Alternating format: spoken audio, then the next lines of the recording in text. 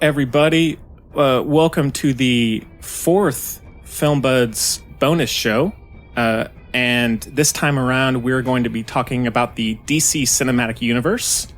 We're going to be starting with Man of Steel in 2013, and we're going to be working all the way up to Shazam, which just came out in April of 2019. And so we'll be talking about Justice League, Batman v Superman, Suicide Squad, Aquaman, Wonder Woman, and did I say Justice League? Yeah. And yeah, so first off, my name is Henry, and Chloe is not with us this time around, but joining me are two special guests. And the first with me here in the studio is our good buddy, Jacob Bowers. Hello. Or Jacob number one, as he's also known on the show. And then joining us for, I guess, after about a 2-year hiatus over Skype is our friend from college, Paul Davis. So, Paul, thanks for coming back on the show, man. And yeah, so thanks for having me. Yeah, dude. And so it's going to be, I think, whether or not if you've seen every single one of these movies or if you haven't seen a single one, I think it's going to be a good talk. I think we all have some pretty differing opinions, more or less. And yeah, so I think it's going to be a really good talk. And so thank you so much for downloading and for donating. You know, all the funds go to help support the show. And so we really, really appreciate it. And make sure to check out our regular podcast on iTunes and Stitcher and TuneIn if you haven't already. But yeah, so well, Paul, it's been about 2 years since you and I have talked, I guess, face to face. So how's everything going, man? Pretty good. You know, I've just been doing my thing, trying to keep up with all of the content that's out there now. I mean, I feel like just in the last 2 years alone, there's been like a real uptick in digital streaming services providing quality films that are actually worth watching. So now I feel like I have to work twice as hard to keep up with everything that's out there. But doing my best. Yeah. I'm a little late on Shazam. Caught that one this afternoon. Yeah, same here.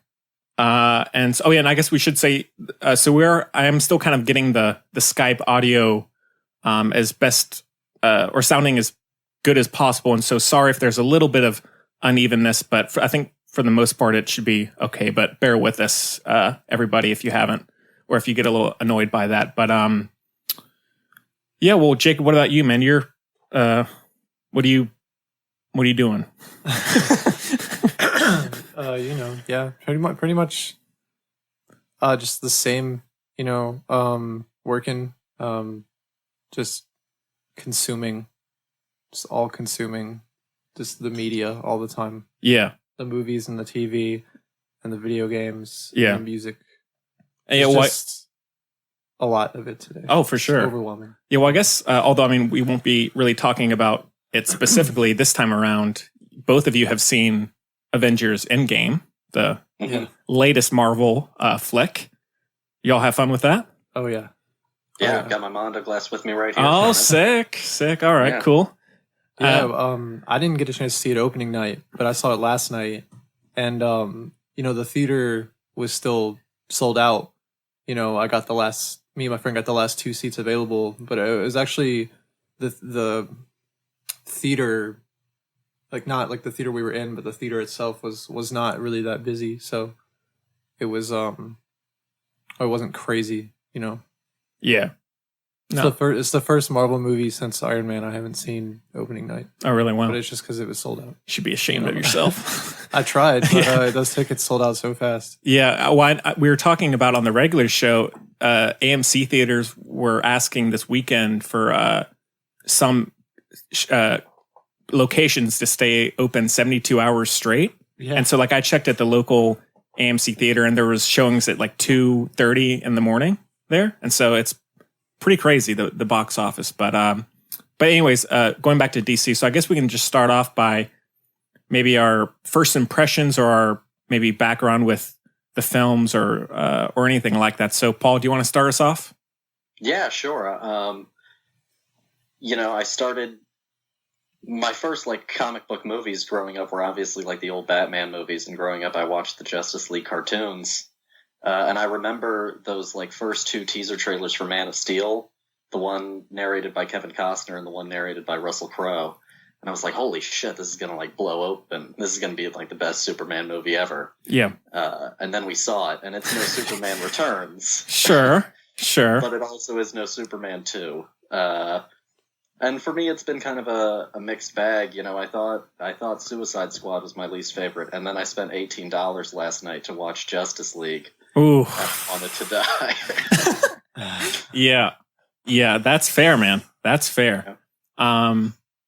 Well, Jacob, what about you? Was Man of Steel the first one you saw of the cinematic universe? Yeah.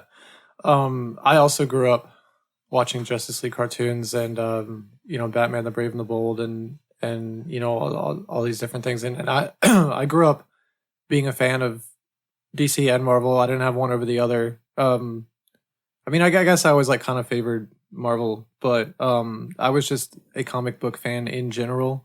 And, what year did Man of Steel come out? 2013. And was that before Iron Man? Or for the first one? Before the first Iron Man? Oh, Iron Man was in, 2008, Paul? Yeah. So it was a while after Marvel had started, like, yeah. Yeah, okay. I've seen every DC movie opening night or opening day except for Justice League and Aquaman. I didn't even go to the theater to see Aquaman because by that point I was just over it. Yeah. But you're done. I saw Justice League like a week later after it came out, and it was we'll get to that. Oh yeah, give it time, man. Give it time.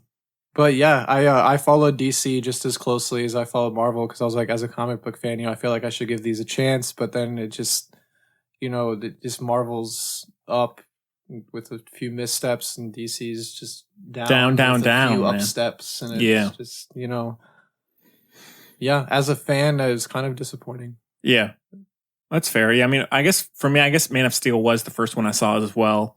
I mean, I've talked about it with Paul. I'm a bit of a DC defender, so to speak, but I do agree that Marvel has really surpassed them in pretty much every way.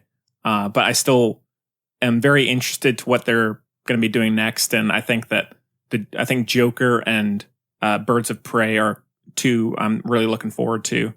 And so it's kind of hard to predict how it's going to turn out to be, but they're, we'll get to it, right? We'll get to it. Yeah. Was Man of Steel really in 2013? Yeah. That's crazy. Yeah.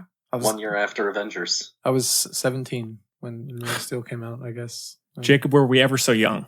I was 13 when Iron Man came out, Yeah. But all right. Well, cool. I guess with all that said, I guess we can just go ahead and jump right in, right? Right in. And so I guess we can start off with Zack Snyder's Man of Steel. And so, like we said, this one was released in 2013 and stars Henry Cavill, Amy Adams, Michael Shannon, Kevin Costner, Diane Lane, Lawrence Fishburne. The scores by the great Hans Zimmer, right? And this one grossed $668 million against the budget of $225 million, and received kind of mixed reviews. Not awful reviews, but it was kind of in the middle for a lot of people. Zack Snyder, what a guy! Yeah, yeah. So yeah, well, there's your answer from Paul. So, all right, well. Who wants to start us off? Were y'all fans of this originally? Are you not fans of it? What's the deal? Why don't you start us off, Paul? All right. I went and I saw it opening night, and I had decently high expectations for it. It wasn't like a Green Lantern situation a few years before where every trailer I saw just was like a deeper and deeper pit in my stomach. So I went into it pretty excited. And actually, I guess looking back, it's probably not the unmitigated disaster that I think that it gets painted as. But once we get into once we really get into that finale, the thing really comes apart. The wheels fall off the wagon. Yeah. I think it could have stabled itself a little bit more during that final act, but it it never quite gets there. Mm. I think Cavill's a pretty solid Superman. It's just that I think that he ended up sort of getting hobbled by a bunch of bad scripts and a few bad decisions. Yeah. And I think that a lot of the problems of the DCEU definitely have like their root in Man of Steel, even if they're not taken all the way to like their worst potential. Yeah. And so this one, I guess we should say this one was executive produced by Christopher Nolan, who of course did the Dark Knight trilogy. But yeah, so what about you, Jacob? Where do you sit on this one? I remember it being a little dull, comparatively to some of the other DC movies that I've seen by this point. But yeah, definitely better than Green Lantern, even though that's not really in the universe. But I thought you loved Green Lantern. No, I'm kidding. I like Green Lantern the character, but I think my friend and I almost got kicked out of the theater because he was laughing so loud at Green Lantern, just disturbing everyone. Sure. But yeah, Man of Steel. I remember Michael Shannon, brilliant actor. He really brought General Zod to the screen and was really a very strong part of that movie. Amy Adams, not a great Lois Lane, in my opinion. Henry Cavill, yeah, pretty solid Superman. And a fun fact, I believe Brandon Routh played Superman in was it like Superman 2? Superman Returns, yeah. Superman Returns, yeah, and he starred in Chuck with Zachary Levi, who is now Shazam. Oh, really? Well, fun little tie in there. Yeah. But yeah, just remember it being kind of gray. It is gray. Yeah. So Yeah. Big and bright and primary colored. Yeah. Well, okay. Well, I mean, I think the movie's pretty good. I agree it's flawed, but I love the first hour and a half.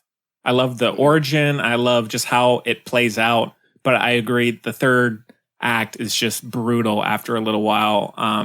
Although, I mean, at times I am just kind of a sucker for it. I don't mind watching a city being destroyed. You know, who doesn't like that? But after a while where it's just smash after smash, it's a little much. But destroying that IHOP. Love that scene. Love that scene. Yeah. But I about Lois Lane. So I didn't mind Amy Adams. I think it's more so just the writing I think she her says tinkle. Right. Great line. But yes, it's I think both in this and in Justice League and in Batman v Superman as well, she's essentially serving the plot, not really the character at all.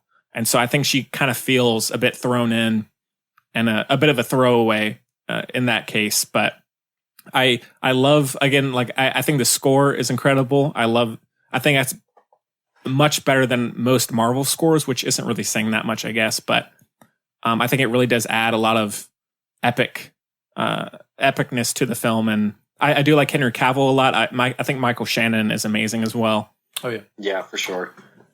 The Death of Zod's probably like my biggest disappointment, because I feel like you could have used Zod and his little band of collaborators. Had you just banished them to the negative zone, as they so often did, I actually think that you could have had a really great Loki situation moving forward, where you had this really great actor with a really compelling villain that could have been something more later on, and it's like, no. Yeah, pop that neck like a chicken bone. He's done. He's done. But yeah, I agree. And I don't mind although it's a little extended, I don't mind the opening on Krypton. I kind of like how it's like a 15 or 20 minute long sequence. I like visually, I think that looks great. One little character in this, I think it's more so just the performance, but the girl who plays Michael Shannon's like partner, the young woman, I think she's great in it. Yeah. And I don't know if she's gone on to do anything else, but she's a cool little memorable character, of a character that's not really given that much. But and so I think there are some lulls for sure. I mean, it's about 2 hours and 20 minutes. And so, I mean, it's definitely feels a little extended. And I agree, the script is hit and miss. I mean, it's written by David S. Goyer, who did I guess he co-wrote some of the Dark Knight trilogy, didn't he? He co-wrote, I think, Begins, and maybe did some story elements on Dark Knight. Didn't he also do that horror movie, The Unborn? Sounds like him. Yeah. So yeah. Something I will give the DC movies over the Marvel movies is they've got good villains. Pretty much until Thanos, Marvel had kind of like a villain issue, but DC, whenever they pick their villains, they do it well. They cast them well. They integrate the story well.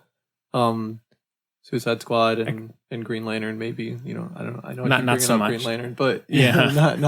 not so much. But but for the most part, I think that they do a good job with the choicing there, and then Yeah, well, in terms of Marvel, I actually think that the Winter Soldier in Captain America, the Winter Soldier, is their best villain. How are we feeling about that one? I think they've had a handful of solid ones. They definitely have not all been winners for me. Even though he's not a great villain, I just think he's great around the film. He almost steals the movie for me, honestly, is Sam Rockwell's Justin Hammer in Iron Man 2. Oh, yeah.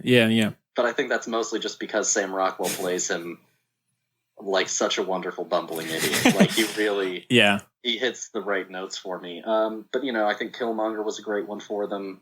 The Winter Soldier was solid. Thanos, of course. I like Ego, but again, maybe that's more just that I enjoy Kurt Russell, and I think that he gives it a lot of... I think that he gives it probably more than it actually has in the context of the film. So I think that they've had a handful. Comparatively to like DC films, I think Zod was a real winner. I was not a fan of Jesse Eisenberg's Lex Luthor. No. And then we get good old Steppenwolf. Oh, yeah. Great villain. Yeah, tremendous. What a powerhouse. What a performance. Yeah. Yeah. So it's, I would agree with you, Jake. Yeah, I think DC, that's one of the reasons I like DC is because I think the villains are pretty strong. maybe I just had like Heath Ledger on the brain or something. I wasn't thinking about Jesse Eisenberg and right. Steppenwolf. We'll get to Jesse. Magic Carpet Ride. Yeah. Yeah. Yeah. And so, I think Michael Shannon's, the look of his character, I think how he interacts with Superman in particular is great.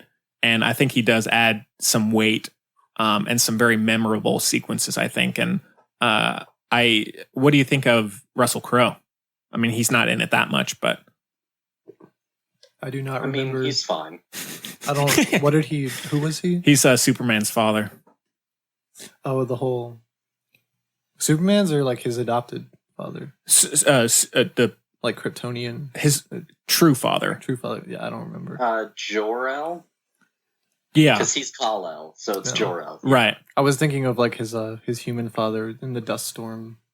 Great scene. Oh, I love the. Okay, I let's get to that. So the tornado. I think it's ridiculous, but the tornado scene in Man of Steel, I think, is great. And it's even though Kevin Costner, puts up his hand. I think it's great. I think because that's one of the few like really emotional moments of the movie. I think, and maybe it's more so just the performance. I mean, obviously, it's a ridiculous situation, but I think it works. I just remember all these memes people were making of like his dog putting his paw up. Yeah, so I mean, there are definitely some standout scenes for sure, but I mean, even in terms of the third act, there are parts of it I like. Like I like the IHOP destruction. That's great. Oh yeah. But after a while, you're just like, get me out of here. Yeah, well, definitely. Oh, go ahead. I was just gonna say they at least acknowledge that. In BVS, where most of the world is like Superman's a villain, he's destroyed everything. Right. They make it part of the story that Superman has no regard for collateral damage. Mm-hmm. So yeah. Go ahead, Paul. Were you going to say something? Yeah. For me, I think I definitely prefer the Battle of Smallville to the Battle of Metropolis. I think that Man of Steel I think that the big issue that like gets Man of Steel maligned is that he does do a lot of damage, does do a lot of destruction, and like Jacob was saying, you know, Batman versus Superman picked that up and used that. But I think the problem is like they never really take that, and maybe I'm getting a little cart before the horse, but oh well. They never really like take the step of making Superman feel like Superman. So I feel like you could have used Man of Steel as a really great building block of him like taking on all of the sort of codes and stances that Superman has, and then catapulting from the traumatic experience that sort of is his arc in Man of Steel, and made him like, you know, the big bright beacon of hope that he doesn't quite feel like in Man of Steel, because I'm not sure that he even thinks that he's really there yet. Yeah. And I think that that's really the big issue, is just that people did want him to immediately start there as the perfect beacon of hope, and he just wasn't that. But I don't think that that's necessarily a bad thing. Yeah, I mean, I like how he's presented in this, and so, but I agree. I could see how some people would not. Mm-hmm. But yeah, like I know a few Superman fans that are like, "That's not Superman," and I'm like, maybe not yet, but you know, he could be. Yeah. And then he is not. Like, as we move forward, he is. Yeah. He is not still. Mm-hmm. But that's the next one. Yeah.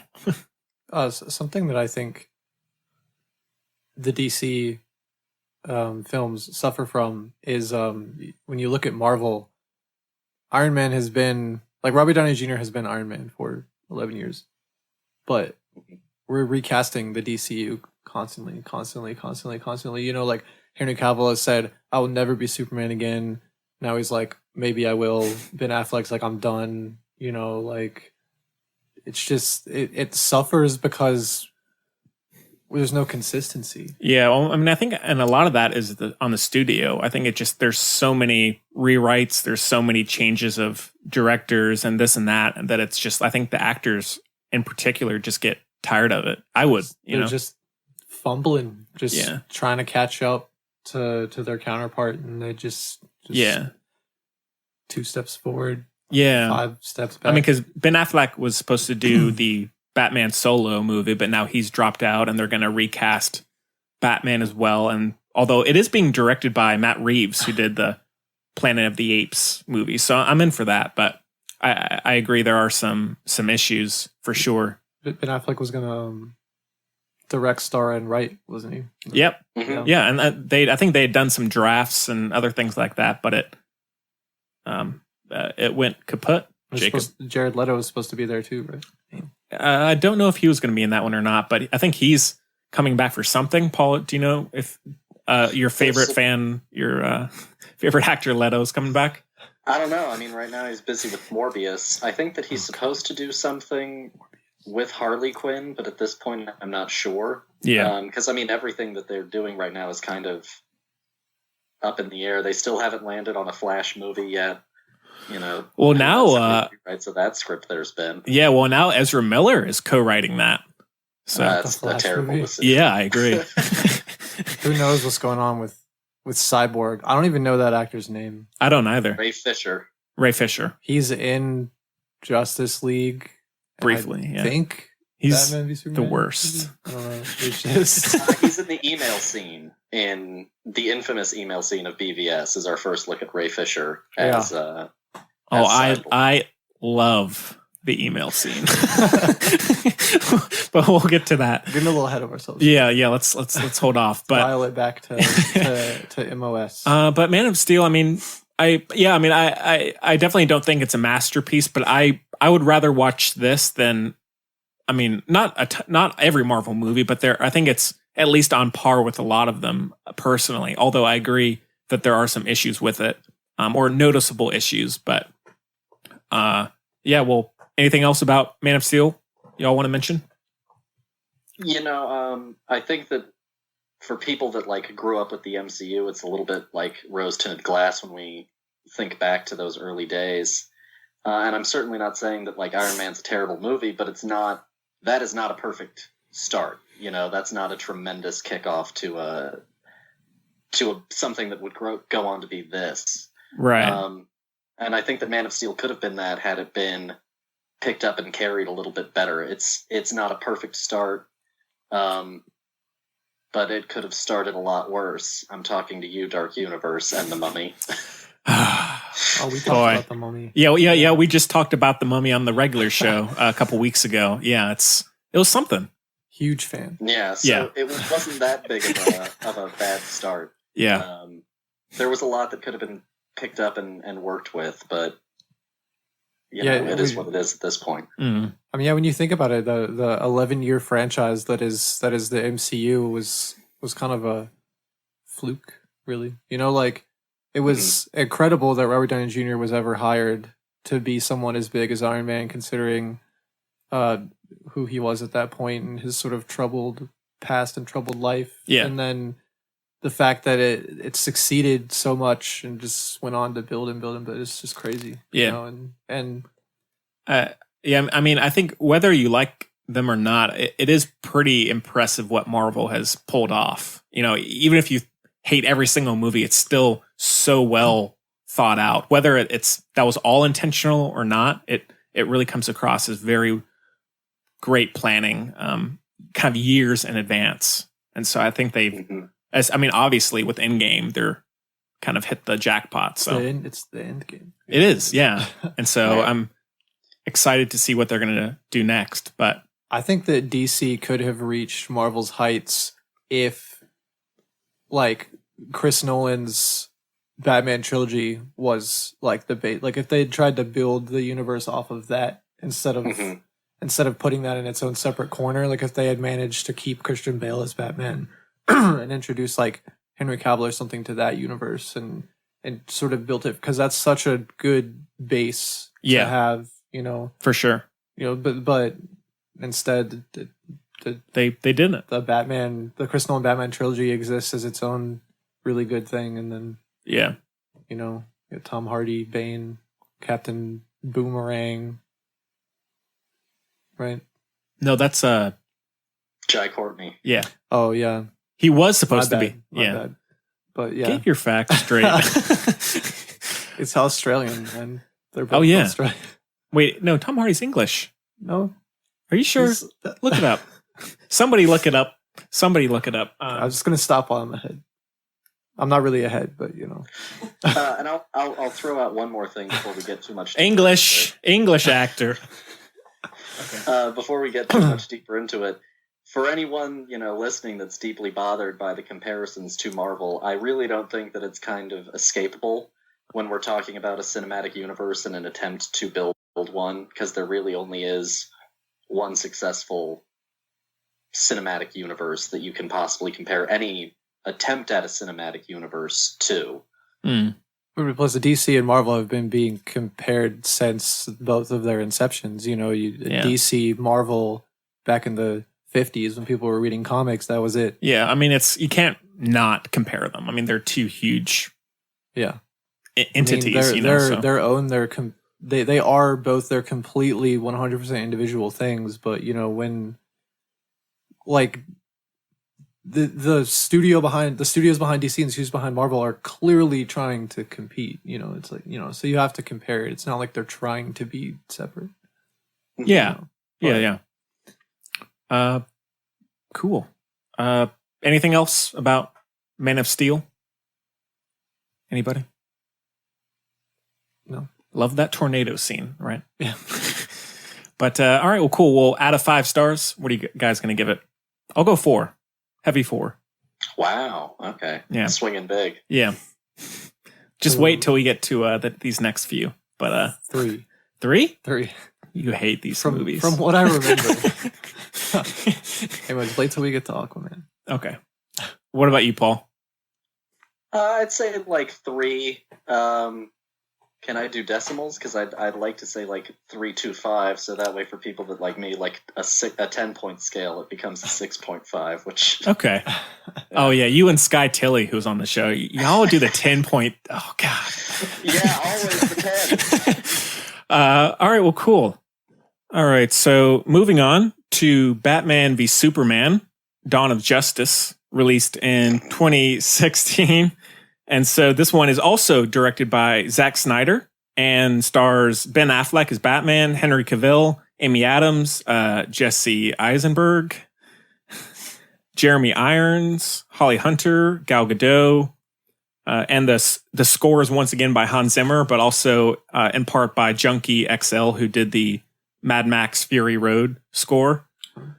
And it, against a budget of 250 to 300 million, it grossed 673.8 million. So obviously that's a lot of money, but in terms of the budget and marketing, that's not the best return, I would think. I think with marketing and reshoots, they actually ended up like slightly in the red on it. Eesh. Mm-hmm.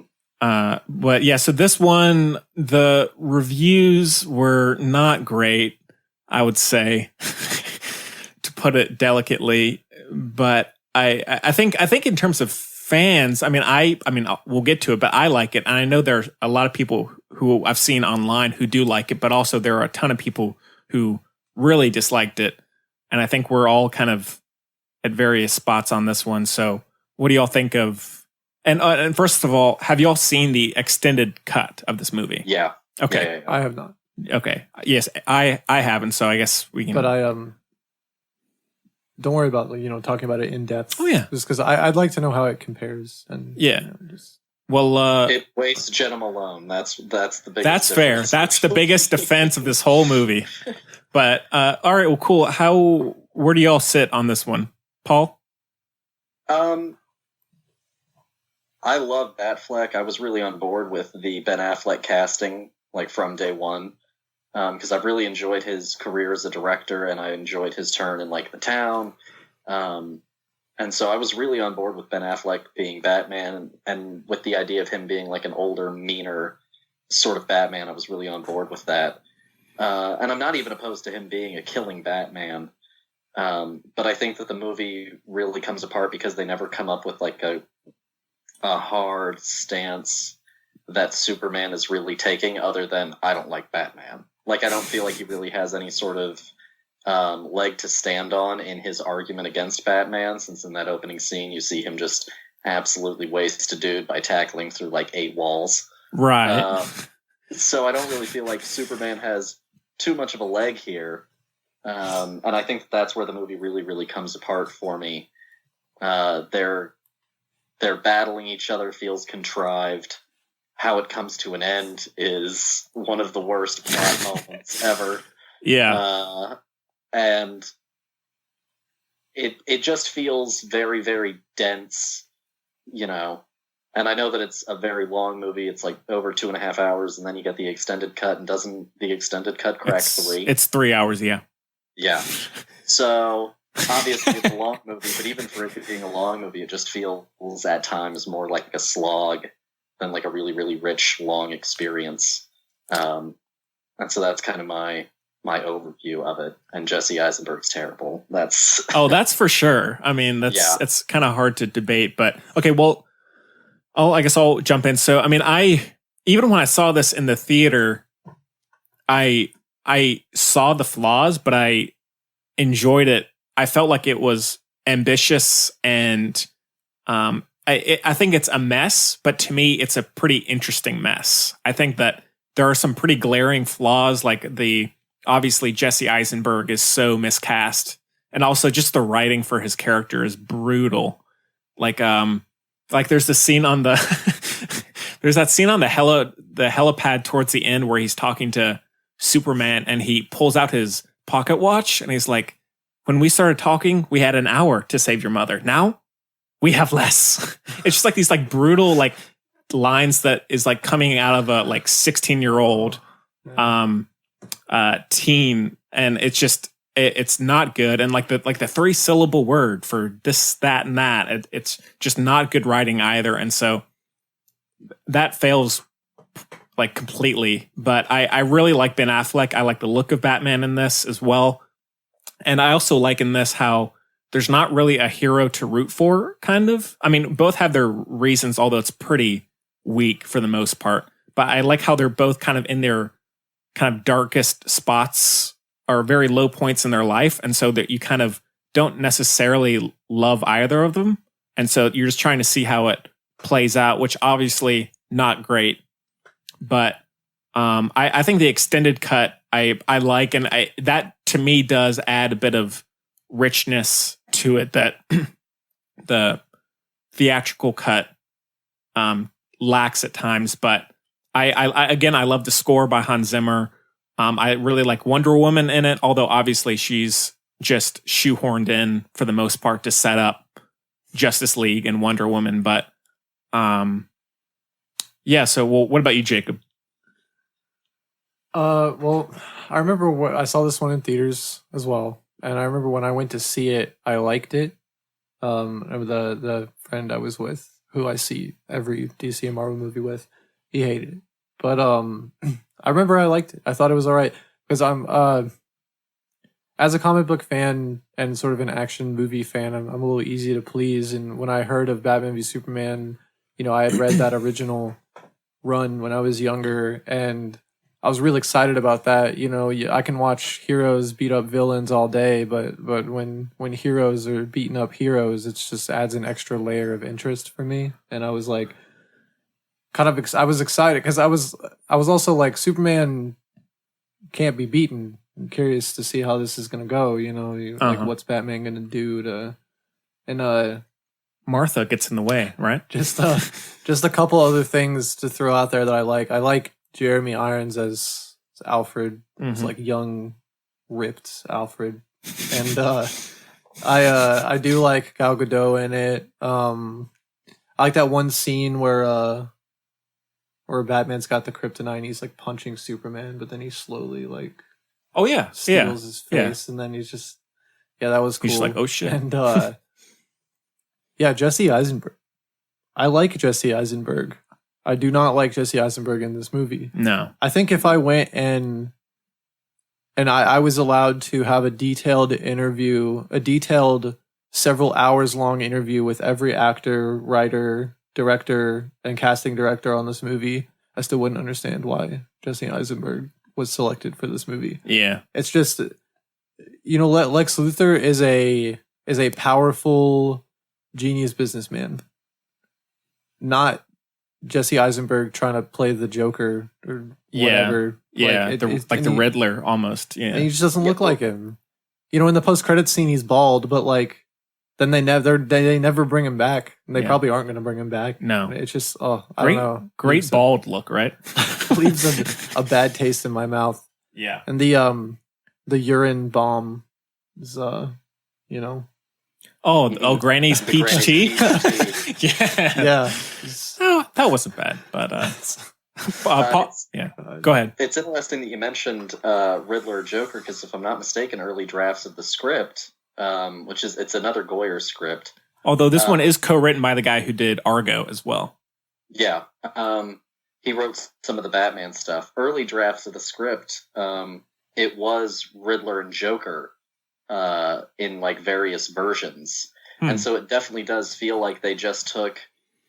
Like, if you really look at that, like on the helipad scene, I think especially how he's acting, he feels a lot more Riddler-esque, and especially with the red hair and the overall aesthetic choices, he does almost feel like. I have even bought if they were like, "Oh, Riddler is faking that he's Lex Luthor's son." Like, I could have probably still sat better with that than trying to pass off.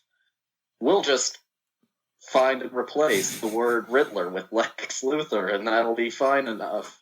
Yeah.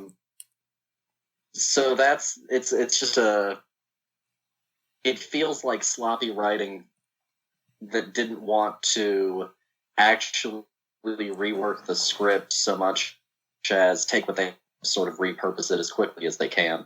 Yeah. And I think that you can tell where the studio's priorities are. And maybe some of the problem, like we talked about earlier, is the studio having different expectations, because I think that you can tell where the studio's interests are in the title, Dawn of Justice, Yeah. They're not at all looking at, like, how do we make this really, really good take on, like, one of the classic stories. They're like, how do we kick the ball down the road a little bit further to get to Justice League, which we're going to try and do as movie number 4. Yeah. And also, it's a shame because Batman vs Superman and like The Dark Knight Returns are two of like the most classic comic book stories from the DC canon. And then they also decide to do the death of Superman in the whole thing as well. So it's like these three different iconic stories that all kind of end up getting half baked and then like chopped up and mixed into a weird bowl. Yeah. That's a grab bag of good and bad.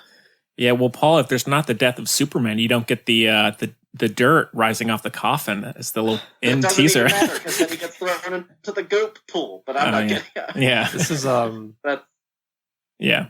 This is something that Henry and I were talking about before we came on. This is something that DC likes to do a lot, and it suffers from trying to put multiple villains into its movies.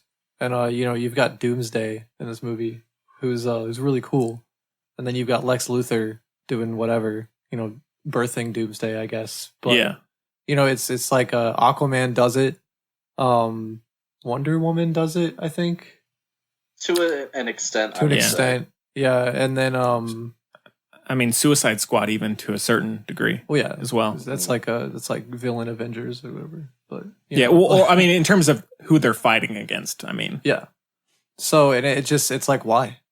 Just pick one and focus on it. I don't know. No one seems to learn that Spider-Man 3 happened, and they just continue to kind of do the because I mean, you look at all the issues. So. You look at all the previous really old Batman movies too, and I think each one of those had like two villains in it, right? Well, but yeah, Batman Returns had it's like had Catwoman and had Penguin, and then you've got Riddler in. Oh, sweet Lord. Jim Carrey Riddler. Great one. Yeah. So, I mean, I understand how much ground they're trying to cover and they're trying to put all the fan service in, but it's like, there's time. There's time to take it easy. Yeah. Well, I mean, because what should have happened, in my opinion, is they should have done Man of Steel, Affleck's Batman solo movie, then Batman v Superman. So that way you have a setup for both characters going into this, and you kind of have more of a feeling of kind of knowing them and feeling for them. Whereas that's crazy. Right. That's crazy. Yeah. Avengers was already out. That's true. They gotta catch up. Yeah. Yeah. Yeah. And so it does feel a little like way too quick in terms of what you're actually seeing in this movie as in comparison to what you've seen before. Especially if you look at something like the Avengers and having had like at least 3 or 4 Marvel movies before that. But DC's just late to the party. Yeah, for sure. Christopher Nolan, kicked it off early, but then they just abandoned it. Yeah. Well, I guess, and I'm trying to think of some scenes in this. Okay, well, we did talk about the email scene. Actually, maybe it's just because you get that cool score going on in there. And you get that little Wonder Woman guitar riff. Or I guess that's maybe towards the end. But I actually don't mind that the setting up of the characters where she's like, kind of looking blank at the screen and or blankly at the screen and seeing all the different people. I don't mind that. And then, I guess one thing is the dream sequence. I love the dream sequence in this.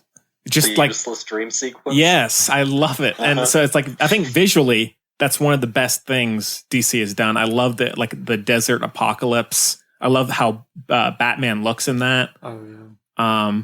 And so I wish there was just more of that. Whether it had a reason to be in there or not, I'm glad it is in there.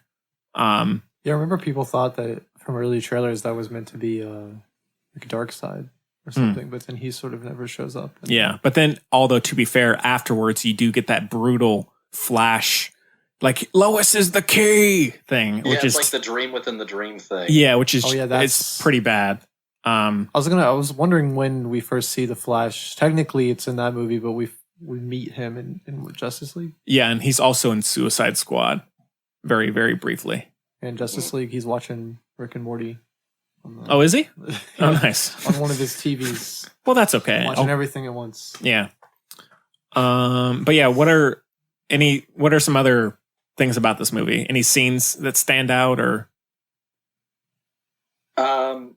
I feel like Lois is arguably even more wasted in this one. Her whole bullet investigation subplot Terrible. just sort of amounts to nothing. Like, Yeah. I don't know where it goes. I don't know why it goes, but it goes. Yeah. Yeah. She's just given that so she can have something to do in it other than cry over Superman. Oh, right. We need Lois to do something. What are we going to have her do? Yeah, and she just starts pestering all the politicians about, I have this bullet, I also did like Ben Affleck as Batman. And I think Wonder Woman's interjection at the end, where she comes in to interrupt their That's where you fight, get that guitar riff. help them fight Doomsday. I was like, well, this is sort of just, because she's just cooler than both of them. So it just kind of like steals the scene almost, and yeah, I agree. I don't know. I think I still like this movie. Oh, I do too. Yeah, like I said, there are noticeable flaws, but I enjoy watching this one, and I just maybe just from scene to scene or the performances, I don't know, but I enjoy watching this one a lot more than I have other comic book movies in its kind of same vein or same level. I remember a scene where like Batman's at a party and he's and like Superman's also at that party and he's trying to like sneak down somewhere and he's got Alfred in his ear, and they've made a point from Man of Steel through this to show over and over again that Superman has this like super hearing, but he doesn't hear Alfred speaking in Batman's ear, and I thought that was a weird plot hole. That party scene I think is kind of interesting. I enjoy Gal Gadot as Wonder Woman, but I almost feel like during that party scene, it's kind of nebulous that we're dealing with Wonder Woman. It doesn't quite feel like Diana, especially as she gets characterized in like other films. And I sometimes wonder if it's maybe just that David Goyer kind of has open contempt for comic books as a form, right? And comic book characters, which is why we sometimes get these weird moments where certain characters, it's like, do we consider that to be like a good version of who this character is in this moment? Her arrival at the end is great. A highlight scene for me in terms of action is obviously the Batman attack on Lex Luthor's captors around Martha. The what is it, like a warehouse? Yeah, where he does warehouse. He stabs people and all that good stuff. Yeah, and he violently murders off screen. Yes. Although in terms of action, I will say I absolutely love the opening sequence where you're watching Man of Steel, but from Batman's perspective. Yeah, that's great. I love that sequence. When that happened, and the first time I saw it, I was like, I'm going 5 out of 5 on this thing. But yeah, I agree that the warehouse fight is great as well. I really enjoyed the fight against Doomsday at the end. Did you? I can't.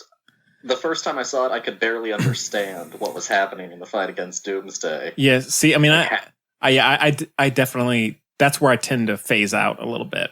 Yeah. Not like, because maybe in a vacuum it's okay, but it just feels, especially with what you've seen since then, it just feels pretty like here's a special effects extravaganza. Maybe it's just because the fight against Batman and Superman was so cool before that, and then Wonder Woman comes in, and then Doomsday comes in, and you just I mean, it has moments for sure. Yeah. Superman gets stabbed with the kryptonite spear. Yeah. He gets the Krypton stink bombs thrown at him by Batman. Mm-hmm. What can I do with this rare resource? I could turn it into the bullets that I'm going to shoot it with. No, I'm going to gas grenade him, and then I'm going to tap into my hunter-trapper family roots and make a spear. Yes. He's got those giant turrets that are pushing Superman back. I didn't mind that. That was pretty, And then he has the sonic like wave things. Those were all right. I don't think anything will top. God, which Superman movie was it? It's like a bullet like crumples on his eye. Superman Returns. Yeah. Oh yeah. Nothing will top that. Just like, oh, that's beautiful. Yeah, it's pure cinema, right? Yeah, so it's. I think there are some standout action sequences. I mean, I don't mind the ambush, Batman ambush on the guys at the like harbor or whatever, where he's like that. That's pretty decent. And again, I think the score adds a lot to some of those scenes. Yeah, because you've got Junkie XL doing the Batman stuff, and then Hans Zimmer doing the Superman stuff. Yeah, it's pretty solid. Which is a neat little idea. I would say that. Yeah, for sure. But yeah, pretty much every scene with Jesse Eisenberg is just unwatchable. Does Holly Hunter play the like Congresswoman or yeah, she's the one that she's the one that tells him about grandma's peach tea or yep, you got it. Oh, and in terms of circling back for a second, in terms of Wonder Woman in this, she feels like Catwoman. Yeah, exactly. Selena Kyle. Yeah, she doesn't really feel like Wonder Woman. So that's one issue I have with it. Yeah, I kind of miss Catwoman from the. I wish she was in the DCU. Yeah. I mean, I don't know how I feel about Anne Hathaway, but like Catwoman was at least there in the Nolan trilogy. Yeah. What was I going to say? Shoot. Halle Berry, Catwoman. Yeah, great Catwoman. Oh, and with Christopher Nolan, this movie, I think even more so than Man of Steel, feels like a Christopher Nolan movie in terms of how it's edited, because like it's like very constant montages, like these extended montages, especially towards the end. That's where it feels like The Dark Knight Rises and The Dark Knight, especially, I think. Which I mean isn't necessarily a bad thing, but it feels like they're drawing from previous films rather than creating something a little more unique. But I mean, I love Christopher Nolan, so I'm not gonna hate on them for taking from him. But yeah, well, go ahead. It's interesting how like you can definitely see his involvement to a degree. I'm not sure to how much of a degree.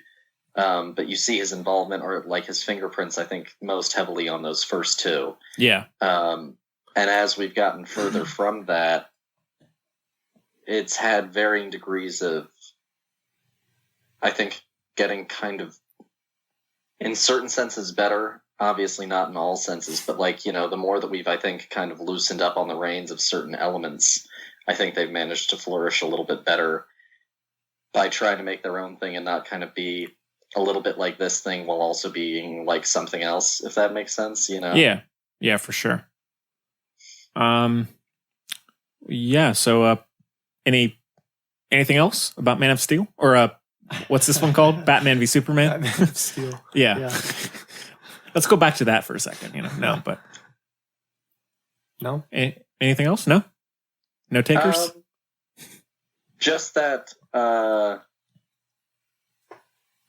again, I think that this one had a lot of potential, much like Man of Steel, but it never really took it where it needed to go. And Zach, I feel like also with BVS, you get this whole beginning of like, oh, it's for the fans, as like the defense that a lot of the filmmakers around DC make. Mm-hmm. And it's like, oh, well, in this one shot, we made the break in the window look like the province in Canada where this one like writer or artist associated Genius. with Batman like came from, and it's like, yeah, neat, but I'd rather you take it a little more time on the story than throw in this weird little Easter egg. And it's this sort of like Easter eggs equate goodness that I think some people start to use in defense, not even just of DC movies, but of comic book movies that aren't quite up to scratch. It's like, oh, it's got Easter eggs. It's for the fans. It's good. It's like, I love Easter eggs. But I agree. Before we move on, that's something I wanted to ask. How does the extended cut compare to? I mean, it has 30 extra minutes, so it makes it longer. Yeah, I mean, I rewatched it just a few days ago, and while I do think it's solid, there's like when you get to that like 2 hour 10-minute mark, it starts to drag. Like I'm like, all right, I'm kind of ready for this thing to be over. What's added?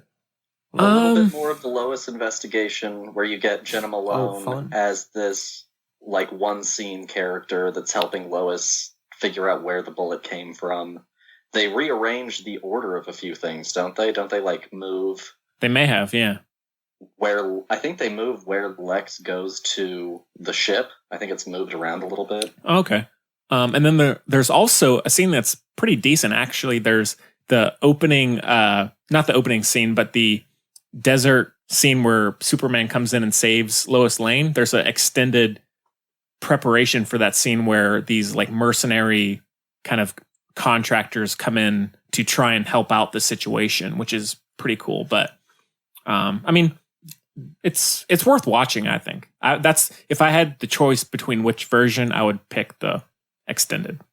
Jenna Malone is meant to be like Batgirl, right? Is she? I don't know. I could have there was sworn a rumor that she would be, but she ends up just being like this. I think she is a reference to someone, and doesn't she work at like Star Labs or something? It's another. I think so. Yeah. Sort of nod moment, but I don't think that it's. It's not that she ends up being the red-haired Robin. From, Dark Knight Returns. Mm-hmm. They cast like a Ruby Rose as Batwoman, right? For like an upcoming... in CW's Batwoman show. Yeah, right, interesting. Right. Well, that was like the only reason I wanted to watch the extended cut was for because I heard Batgirl was in it, but no, she's not. No, I'm bursting your bubble on that one, my friend. Yeah, it's all good. One thing before we move on, I do love the Batman branding of his victims. Where I dig that. Oh yeah, that's brutal. Yeah, but cool. And then you do get some more of legless Scoot McNairy as well. Oh God, I forgot all about that. Yeah, Holy Lord. Yeah, great stuff. But all right, well, out of 5 stars for Batman v Superman, I think I give this one 4. So nice, Paul. Like 2. Brutal. That's fair. I mean, I think the theatrical I would go 3.5. Ultimate I would go 4. But I think I give it 4 because I remember enjoying myself in the theater, and that's a big factor in my reviews. You know, I can get technical, but the amount of enjoyment and happiness I experienced in the theater is a big factor. And I remember like falling asleep during Man of Steel, but Batman v Superman, I was in it. You're digging, yeah. I was in it, so yeah, I give it 4. Cool. All right. Well, I guess we can move on and get to Paul's favorite of these films, which is Suicide Squad. And is that the next one? Yeah. Right? Am I right? Suicide Squad, yeah. 2016. Yeah, it goes Suicide Squad and then Wonder Woman, I think. Yep. There we go. And so this one was, also released in 2016 and is directed by David Ayer and stars Margot Robbie, Will Smith, Jared Leto, Joel Kinnaman, Viola Davis, Jai Courtney, Jay Hernandez, Adam Beach, Cara Delevingne, Scott Eastwood, who is brutal. And this one, against a budget of $175 million, grossed $746.8 million. So this one was pretty decent box office hit. It only cost them $175 million to make that movie. Only that. Wow. Yeah, it's not a lot. You sure? I mean, yeah. Well, I mean, in comparison to some other ones that have come since, like, I mean, even Endgame, some other especially, tentpoles, like, don't they get up to like $500-600 million budgets or something? Well, I know Endgame was. Go ahead. Endgame and Infinity War were both like around supposedly 500 million. That is insane. Yeah. I think 200 is like a good rule of thumb for a lot of the big franchises, and then like you start to get into the high 100 millions for like stuff like Venom and Suicide Squad. Yeah, but then of course Endgame and Infinity War, especially Endgame's probably going to gross like multiple billions. Yeah. Well, I mean, do y'all think that Endgame is going to become the new top grosser of films? Is I it going to pass Avatar? I think it's going to be Avatar. I think it is. Please. Dethrone Avatar. See Endgame just to defeat James Cameron. Can we please just let like Avatar gross like maybe $1 million less than Avatar? Just kick it right there. But no. Maybe and we'll see how those next 4 Avatar movies do. Oh, I'm dying for Avatar 5. But anyways, so Suicide Squad was pretty well did pretty well financially, but again, like Batman v Superman, did not do very well critically. Was pretty polarizing, I think, for audience as well. And so what's y'all's take on Suicide Squad? And now, have either of you seen the extended cut? Yeah. There's an extended cut? Oh, yeah, man. Oh, you got to get on the extended train. Right. But, yeah, so, Paul, I know you have some strong feelings, so why don't you kick us off? I mean, just top to bottom, a schlock fest. I mean, we start off with like a nice 20-minute duo introduction of everyone in case, I guess, your audience members are a little slow and can't keep track of how many people they are. And it's like, oh, spot who's going to die. It's the guy that didn't get an introduction. He's going to be the first one to die. It's just a boring, bland sort of movie where everything about the characters is just sort of tossed at you. The only scene that's really at all interesting is the bar scene, just because for once we actually get them interacting with each other more than just fighting alongside of each other. It's hard to look at. Jared Leto does one of the worst performances I've ever seen, I think, honestly, just in a film. Will Smith has lost it. Dear God.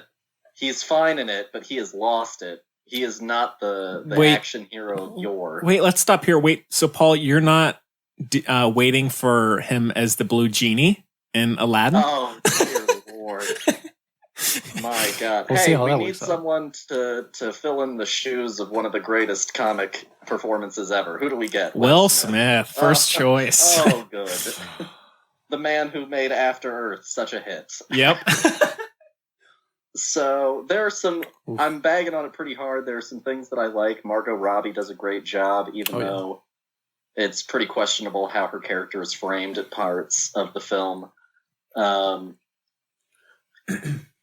I mean, just a bunch of duds. And for every good performance, there are like equally as many bad to dull performances. Because if like Margot Robbie is the pinnacle of it, and Will Smith is kind of like doing his best, then you have, Scott Eastwood, who's Clint Eastwood with all of the personality pulled out of him. Who thought of bringing this guy into all of these huge movies? He's the most boring actor I've ever seen. I'm sorry, who? His dad.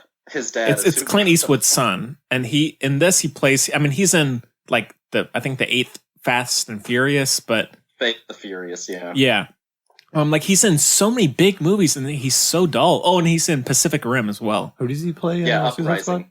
In this, he plays Joel Kinnaman's like one of the soldiers who goes along with the Suicide Squad. Right. I just don't get why it's brutal, but go on, Paul, if you had anything else. Joel Kinnaman, dud. I'm not really a big Jai Courtney fan for most of the movies that I've seen him in. I really liked him in the show Spartacus, if anyone watched the Spartacus season 1. And I liked him in that. He did a decent job in that. I found him likable. I think he does decently well here. I feel like Adewale Akinnuoye Agbaje is pretty wasted as Killer Croc. There are all these great characters that have all of these really, really interesting backgrounds and personalities, and they never interact. They never do anything. My favorite character in the whole thing is Diablo, because he's the only one where we're not spoon-fed everything about him. Yeah. Throughout, either at the front of the movie or throughout. There are some cool visuals. One of my favorites is the hand reversal for June Moon becoming Enchantress. That's a really very small, brief visual that I really enjoy. I like Giant Diablo when he becomes like the Aztec fire demon. I do enjoy that one, even though it's a little bit silly to have him in like the giant fight against Olmec from Legends of the Hidden Temple. Right. But other than that, it's them fighting putty people in a bunch of darkly lit rooms, giving us nothing. Yeah. Well, I mean, okay, well, to bounce back, I mean, in terms of look, I agree the special effects I don't like. I don't like the look of the blue crap towards the end.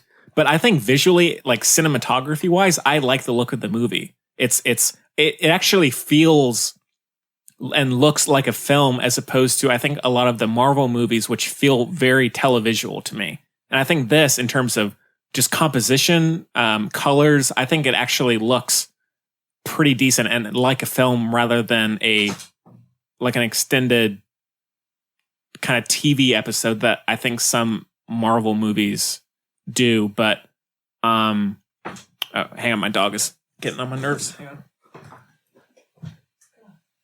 You talk.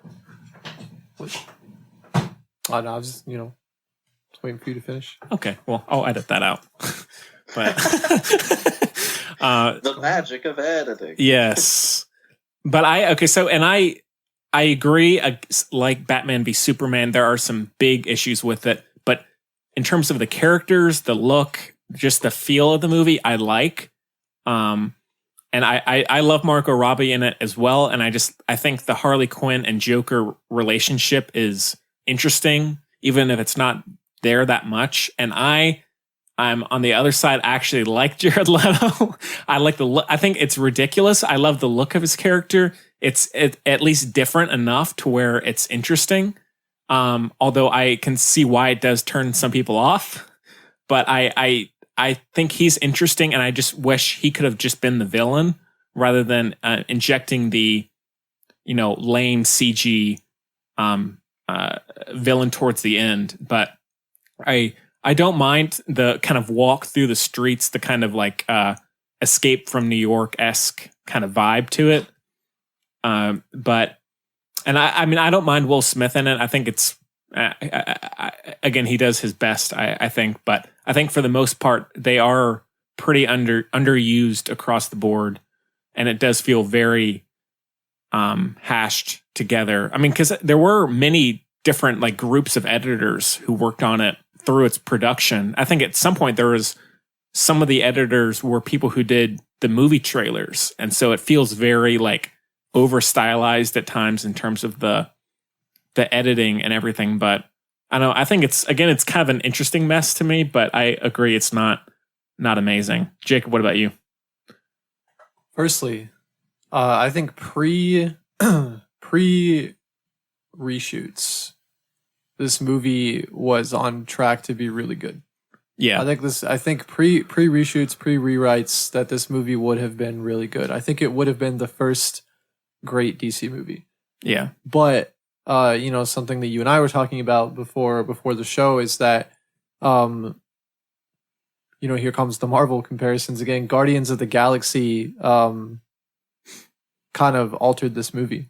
Yeah. Guardians of the Galaxy came out around the same time. It was very well received. It had that sort of goofy, constant music in the background. Every character has a soundtrack, jokes that Marvel hadn't really like achieved yet. Joss Whedon sort of kind of tried to do it, but Guardians of the Galaxy, James Gunn just went for it, because the Guardians of the Galaxy are just goofy already. Yeah. And so I think that Suicide Squad was on track to be another sort of dark, gritty movie, but I think it could have been really good. But then, the marketing execs were like, this isn't going to make us any money. They were like, you need to change everything right now. We need jokes. We need music, and I think the trailer for one of the later trailers for Suicide Squad actually just used a song from Guardians of the Galaxy. Oh, did they? Yeah. In the trailer. Yeah. And so it's just like you go from that really good first trailer that you and I were talking about, the one with I Started a Joke playing in the background, and the really slow pans and You know, like all those really good shots, some of which just aren't even in the movie. Mm-hmm. And then you go to like all of a sudden there's this PR material where it's like Suicide Squad, and it's like this art of like some fucking Lucky Charms or something. Sorry, Right. and it's just like Edgelord all Lucky like Charms. it's all like, you know, colorful and Well, see, that stuff I don't mind. It looks like it's post production, but I don't mind it usually. yeah. Sorry, it's a family friendly podcast. I know It's not. It's not. No, just kidding. No. But then, you know, you get to the movie and you know, every character has its little intro with their own little theme song, and It's like, hey, their freeze frames. It's like the producers were like, you know what song we haven't used in a while? Fortunate Son by CCR. Fortunate Son for Killer Croc. That doesn't make any sense. Yeah. I did like Deadshot's intro just because it's like efficient with all these guns. It's just like musket or something. Yeah. It's just, I mean, that's not bad. That's fun, but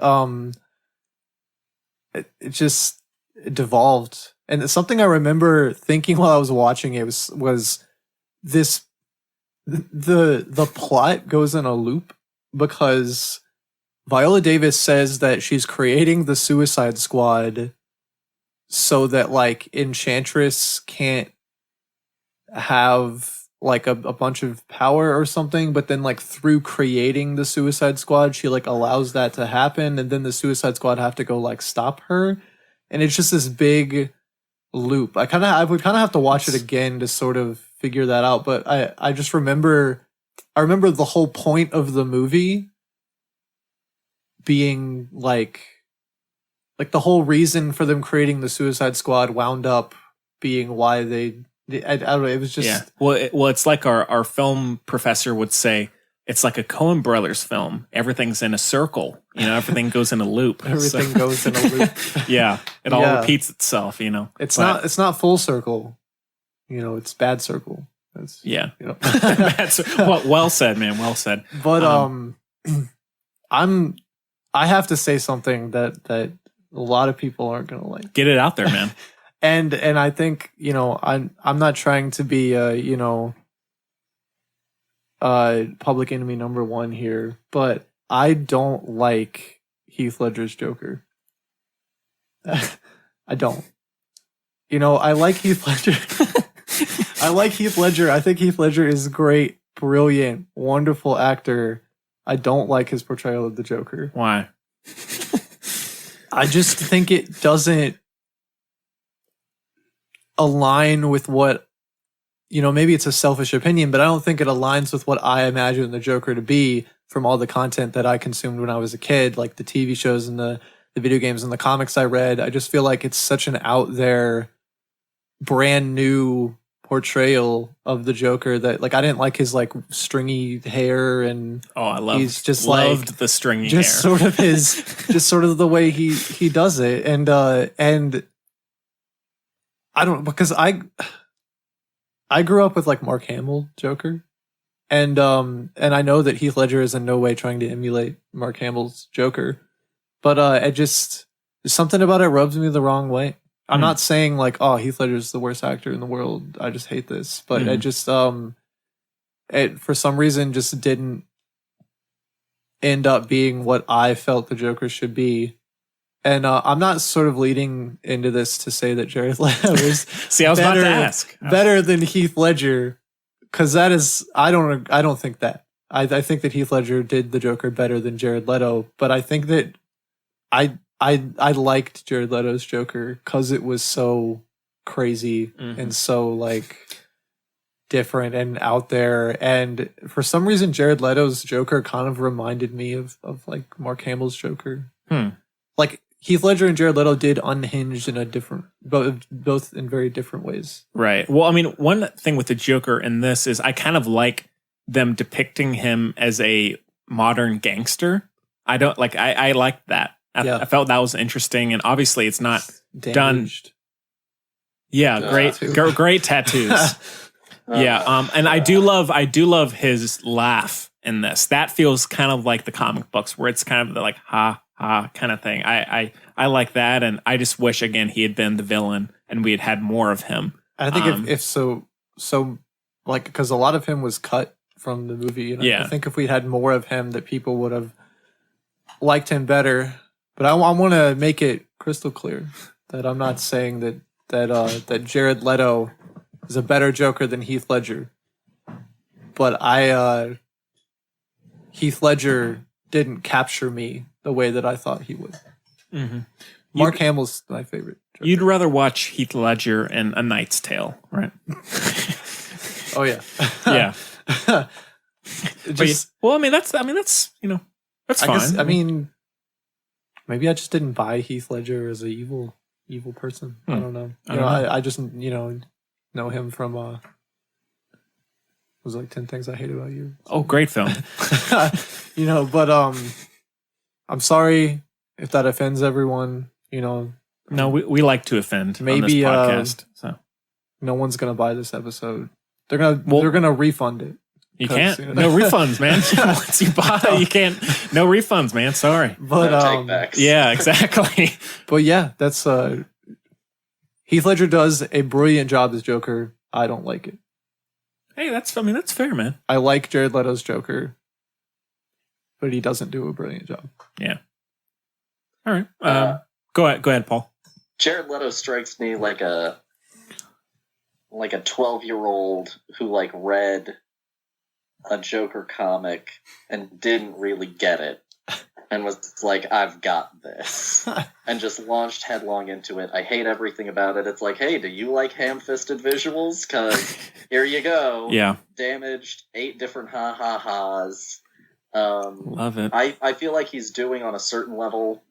I feel like he's almost trying to do like one-upsmanship on a certain level from Heath Ledger. It's like the voice, but amplified. It's weird mannerisms, but amplified. And I've never felt so acted at through a movie. You go to if you ever go to like a live performance of something and the actors are acting at you, it's not great. And I've never felt so acted at through a movie that's just like, look at this performance. Isn't it kooky?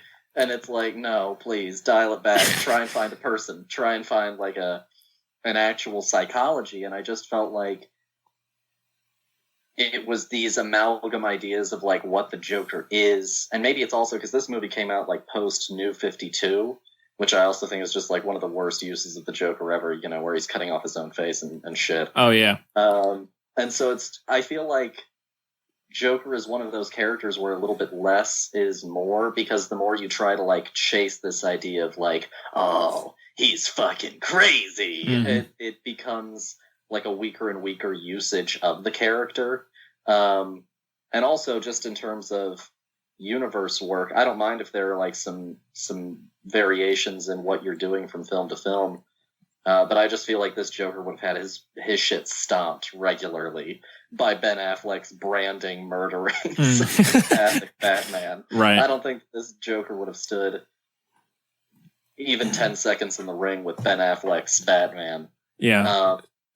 And I guess maybe that's the other thing also, is that like to a certain, if we are talking about these as, one big franchise, I think that I don't buy, and maybe this is sort of a weakness, not of the film itself as a film, but as a film and an entry in an epic story.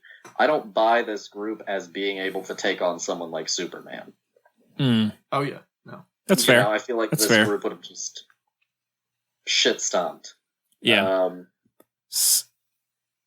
It's an interesting little.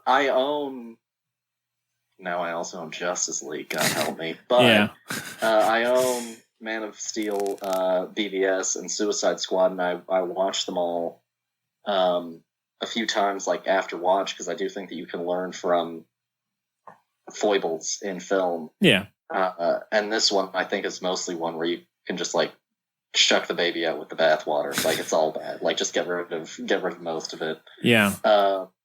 I watched Fury after this movie, and then I was really, really mad because I was like, where was this guy? Yeah. Where was this filmmaker? Did you see End of Watch? I haven't seen End of Watch. Oh, it's good. Yeah. Now, Fury is great. Oh, yeah. Now, have we seen Bright?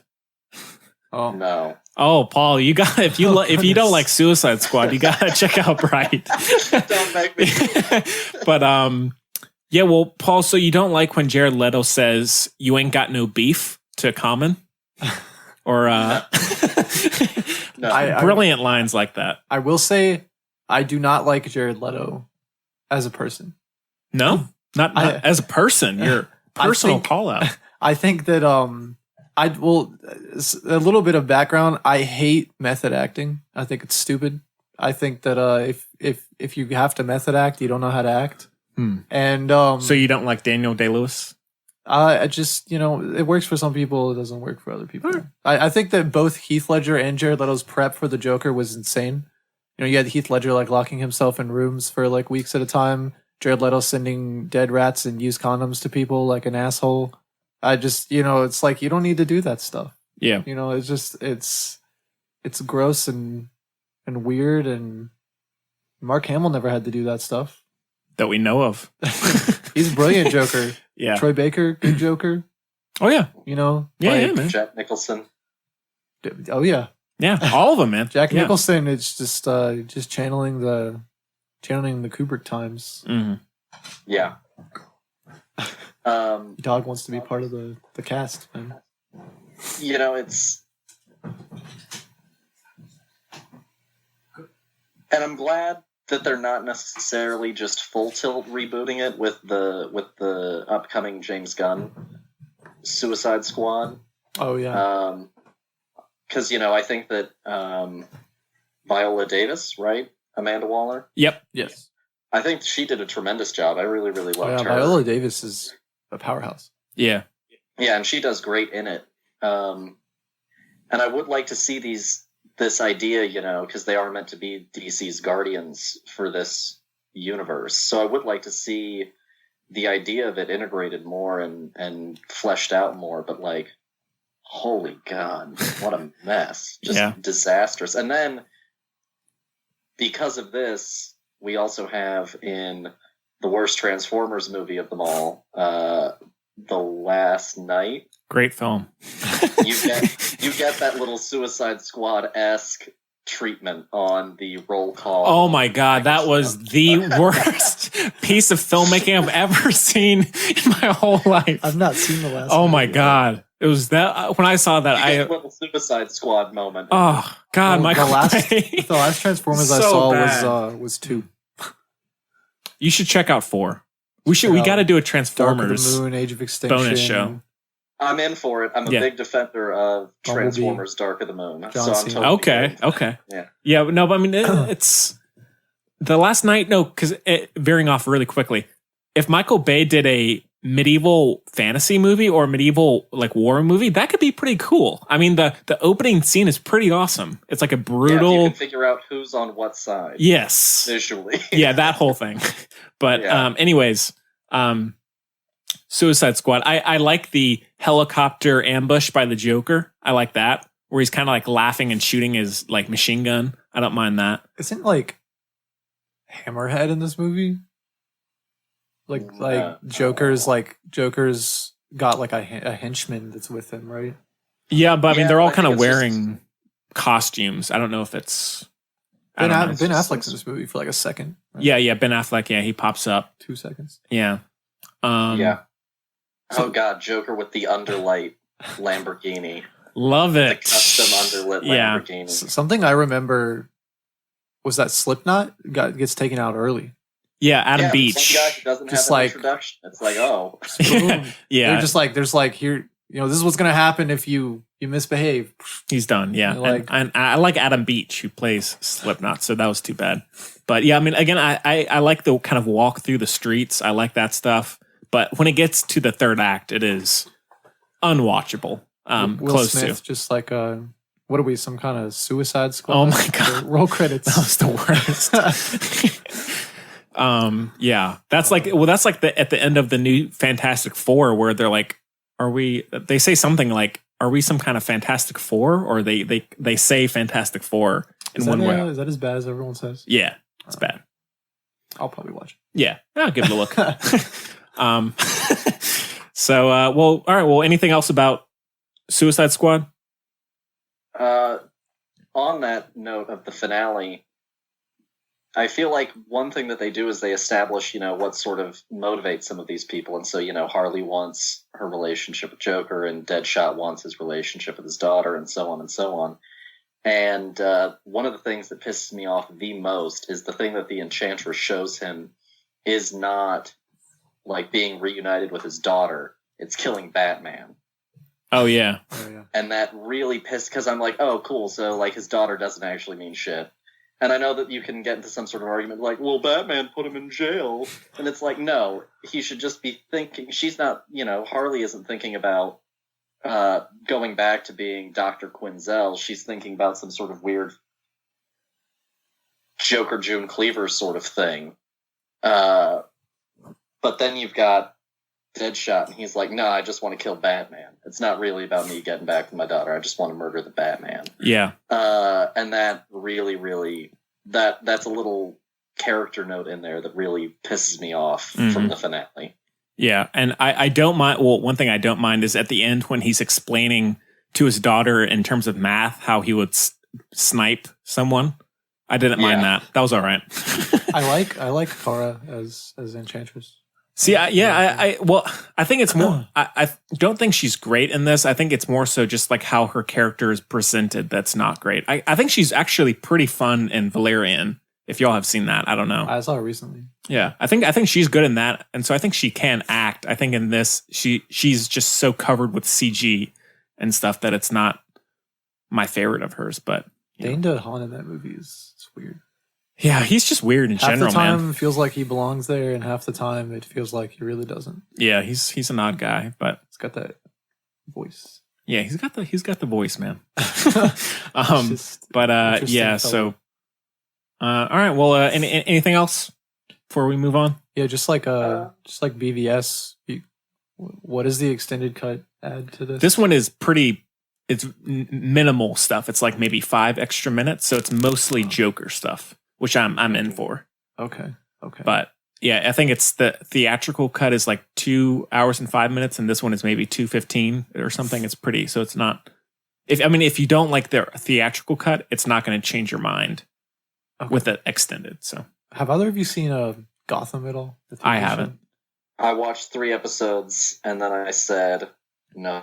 Thank you. And it's not good, but Cameron Monaghan, who plays Ian on Shameless, if you know Shameless, he plays the Joker in that show, but it's like it's revealed that they're like twin brothers, and like one of them is like sane and the other's like crazy, and it's bizarre. Huh. So yeah, I haven't watched any of it. It's like the Joker is two people. That's weird. Makes no sense. Well, that kind of comes from a whole thing in the comics right now where like Batman created this ultra intelligent computer that revealed that there are actually 3 different Jokers. Oh yeah. And that they each sort of function in different modes. And so like one of them's just kind of funny, and then one of them's like actually sadistic, and then one of them is sort of classic Joker, something in between the two. Yeah. All right. Well, out of 5 stars for Suicide Squad? 2. 2? 2 out of I'll go 5. 3.5. Hard 1. 1. All right. Yeah, maybe 0.5 if I'm feeling grumpy, like on a day that I'm having to deal with it. And your dog is just... Yeah, my dog is like the last few shows, she wanders in and out and in and out. But, all right, well, cool. I guess we can move on. I guess is it Wonder Woman that's next? Yeah. So Wonder Woman was released in 2017 and is directed by Patty Jenkins, stars Gal Gadot, Chris Pine, Robin Wright, Danny Huston, David Thewlis. That's about it. Was Justice League after Wonder Woman? Mm-hmm. Yeah. It was in the same year, but it was a few months afterwards. And on a budget of somewhere between 120 million and 150, it grossed 821 million, and so it was pretty successful. And this is definitely one of the most well received critically as well. And it's my favorite of the films. I'll start off. So what do you all think about Wonder Woman? I'll go ahead and kick us off. Yeah, here. kick us off, man. By all means. As you said, that this was sort of when people were like, "This is the first good DC movie," and everyone raved over it, went crazy. I love Gal Gadot as Wonder Woman. I think she was perfectly cast. I like the movie until the very end. Yeah. Because did Zack Snyder step in and do some stuff with this movie? Don't think so. I thought he was involved in some way. Well, he's an executive producer or he's a producer on all the DC films, right, Paul? Or most of them? I'm not sure, actually. I'm not sure how much he had to do with Wonder Woman. Oh, I think he's involved. I think a little bit, at least, in most of the films, but I don't know how much of a say he had. One of the problems I have with this movie, Patty Jenkins as director, female director. Everyone thought that was great, and I do. I think that Wonder Woman deserves a female director, but the script is still written by men. So it comes off as a little. There's like some dick jokes in there. Just what a woman can't write a dick joke, man. So it's just strange, but so yeah, I like the movie until the end because Steve Trevor, played by the wonderful Chris Pine, makes this big speech about he's like, maybe there is no war god. Maybe humans are just evil. Maybe we're just selfish. Maybe we create our own anger and our own war and our own problems and our own lack of peace just because that's how humans are. And you kind of just have to deal with that and, focus on the good ones. And it's this really great speech about how there's no one to blame but ourselves. It's great. It's wonderful. It's a huge moral moment. And then seconds later, it's like, no, actually, Professor Lupin is Ares. It's like no, he exists, and I'm like, that just negates everything we just saw. That negates the moral of the movie. That negates the lessons we've learned. That negates everything we've witnessed since the beginning, and that hurt me. I was like, that's just that and Ares' mustache. Just I can't, and so it just all fell apart for me at the end. It was disappointing because I was like, this is really great, and then. Just done. Yeah, you're done, man. It just, I don't know. It sucks. Yeah. Well, I agree. The speech is good, and I think the third act it pretty much just feels like Batman v Superman with Doomsday. It's just kind of a dark, murky CG fight, and Suicide Squad as well, I would say. But I think I agree. I think Gal Gadot is absolutely perfect. I think that I don't know how that casting went about, but whoever did it was, I think, spot on. I think just her poise, her looks, her acting, I think it all fits really well. And I love the opening act on the Amazon. Themyscira. Yes.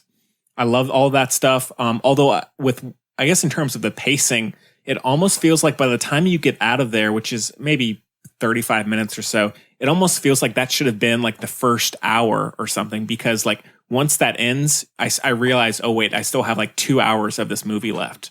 And because there's so much going on, even in that first 30 minutes that are great, but it's like, oh wait, we still have an entire plot to deal with, which at times it is a little long. It's 2 hours and 20 minutes or so.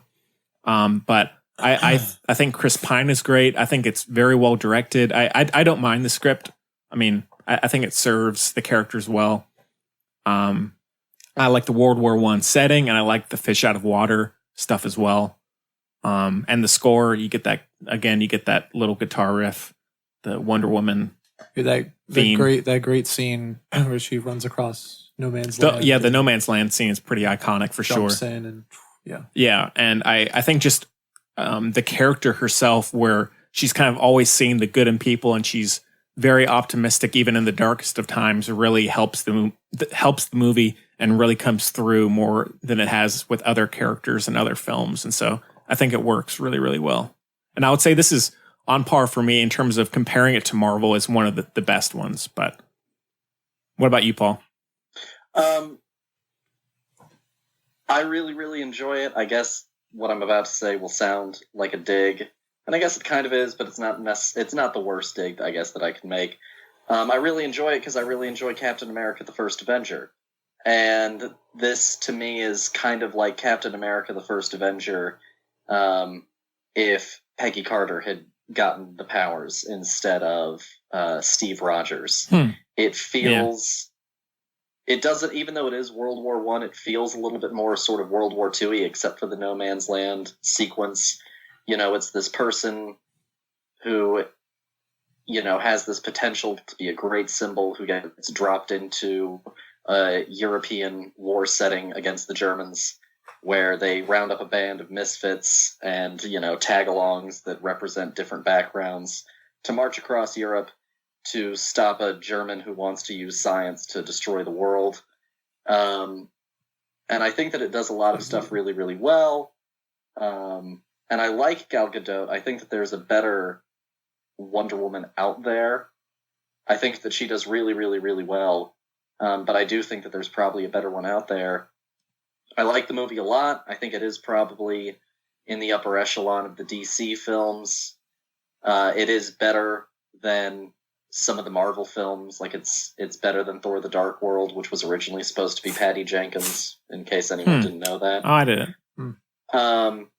So I think that it's better than some of the lesser Marvel films, but I also agree that the third act really hurts the film pretty dramatically. Kind of like Jake was saying, I just think that it lessens the whole experience a little bit. But I do enjoy everything that's good in it, ultimately more than I enjoy everything that's kind of lesser in it. Mm-mm. Oh, well, one thing, I do love the Dr. Poison character. Yeah. Or is that what she's called? I don't know. I think so.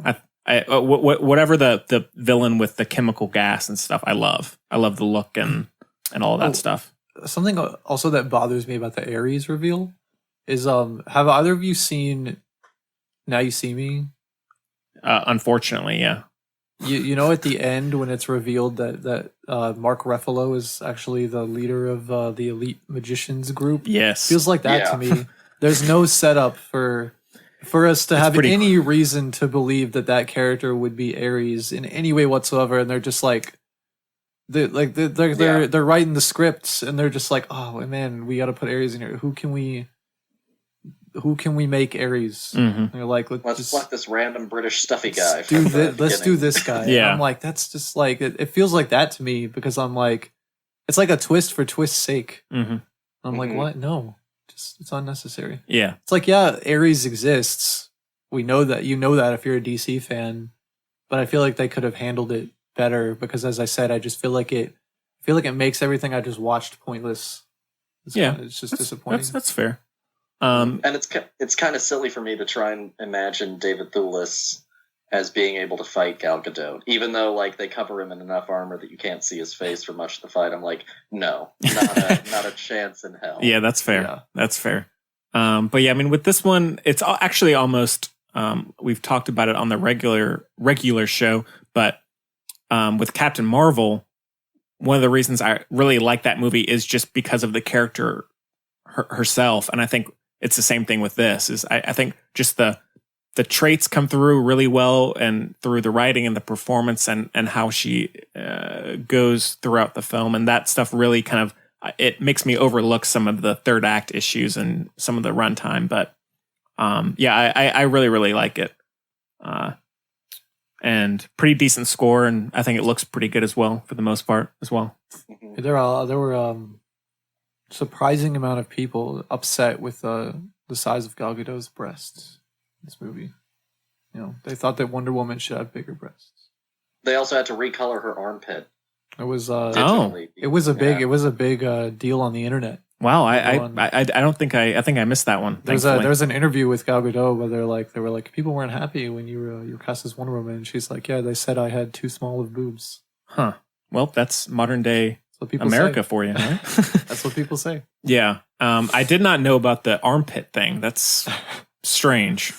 Yeah, in that trailer beat where she like lifts up the tank, people were like, her armpits are discolored. Oh. Because she's like Israeli, right? She's Israeli, yeah.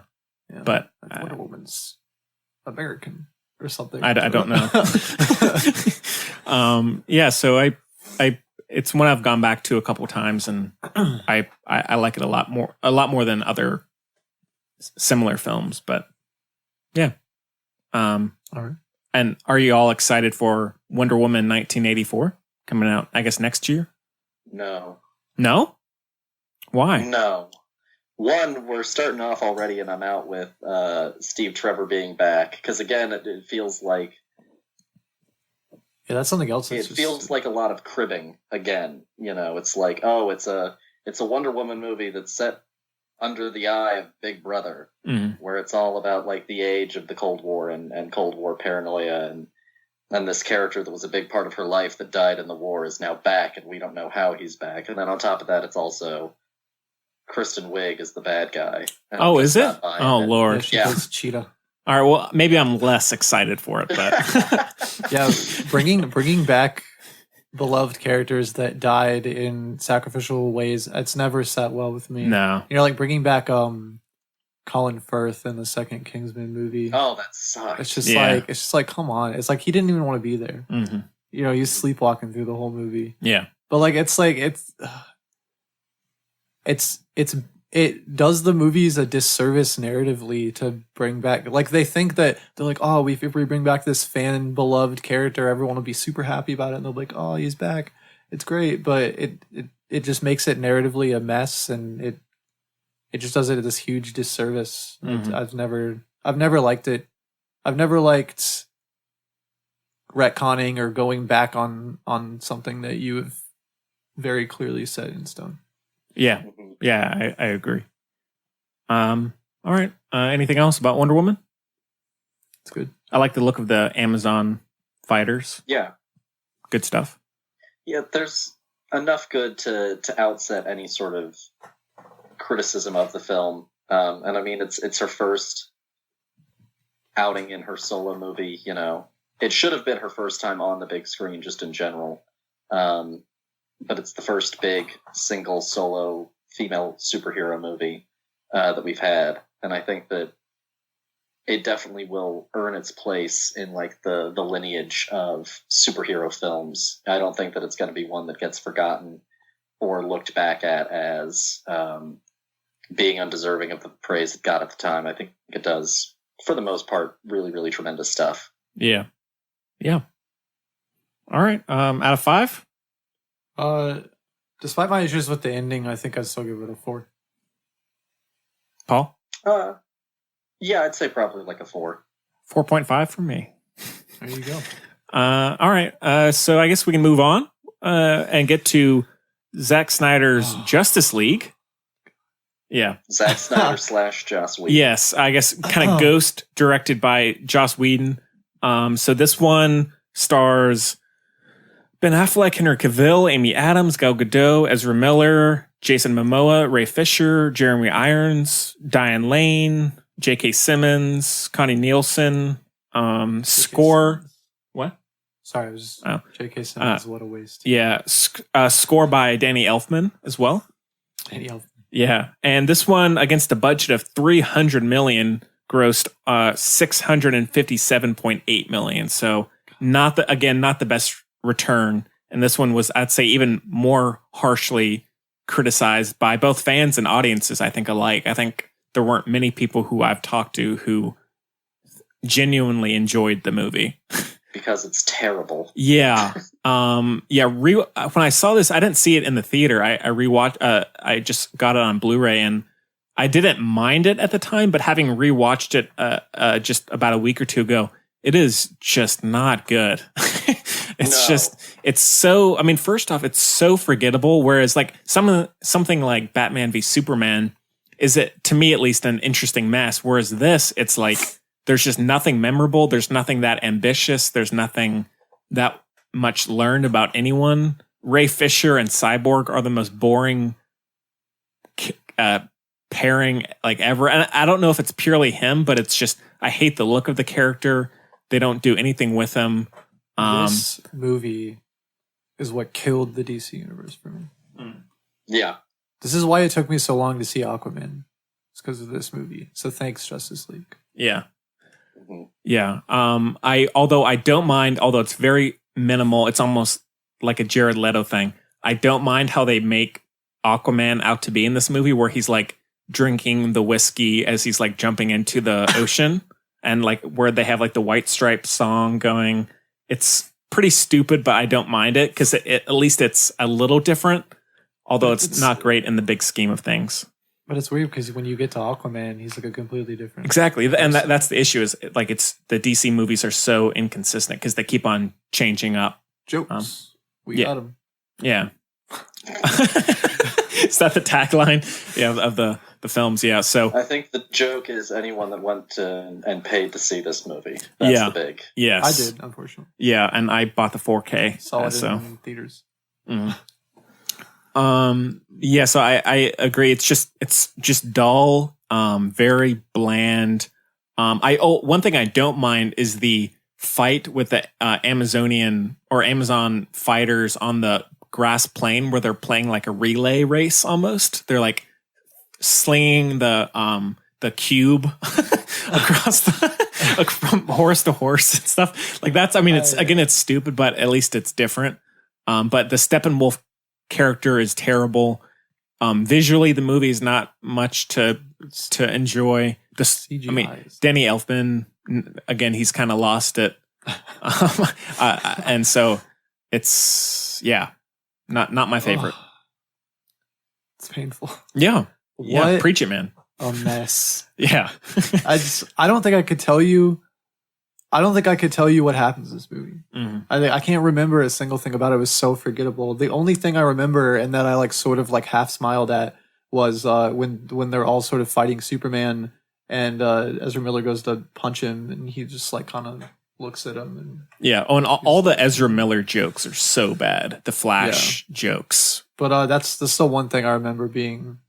Ezra Miller, I think, is miscast as the totally as the Flash.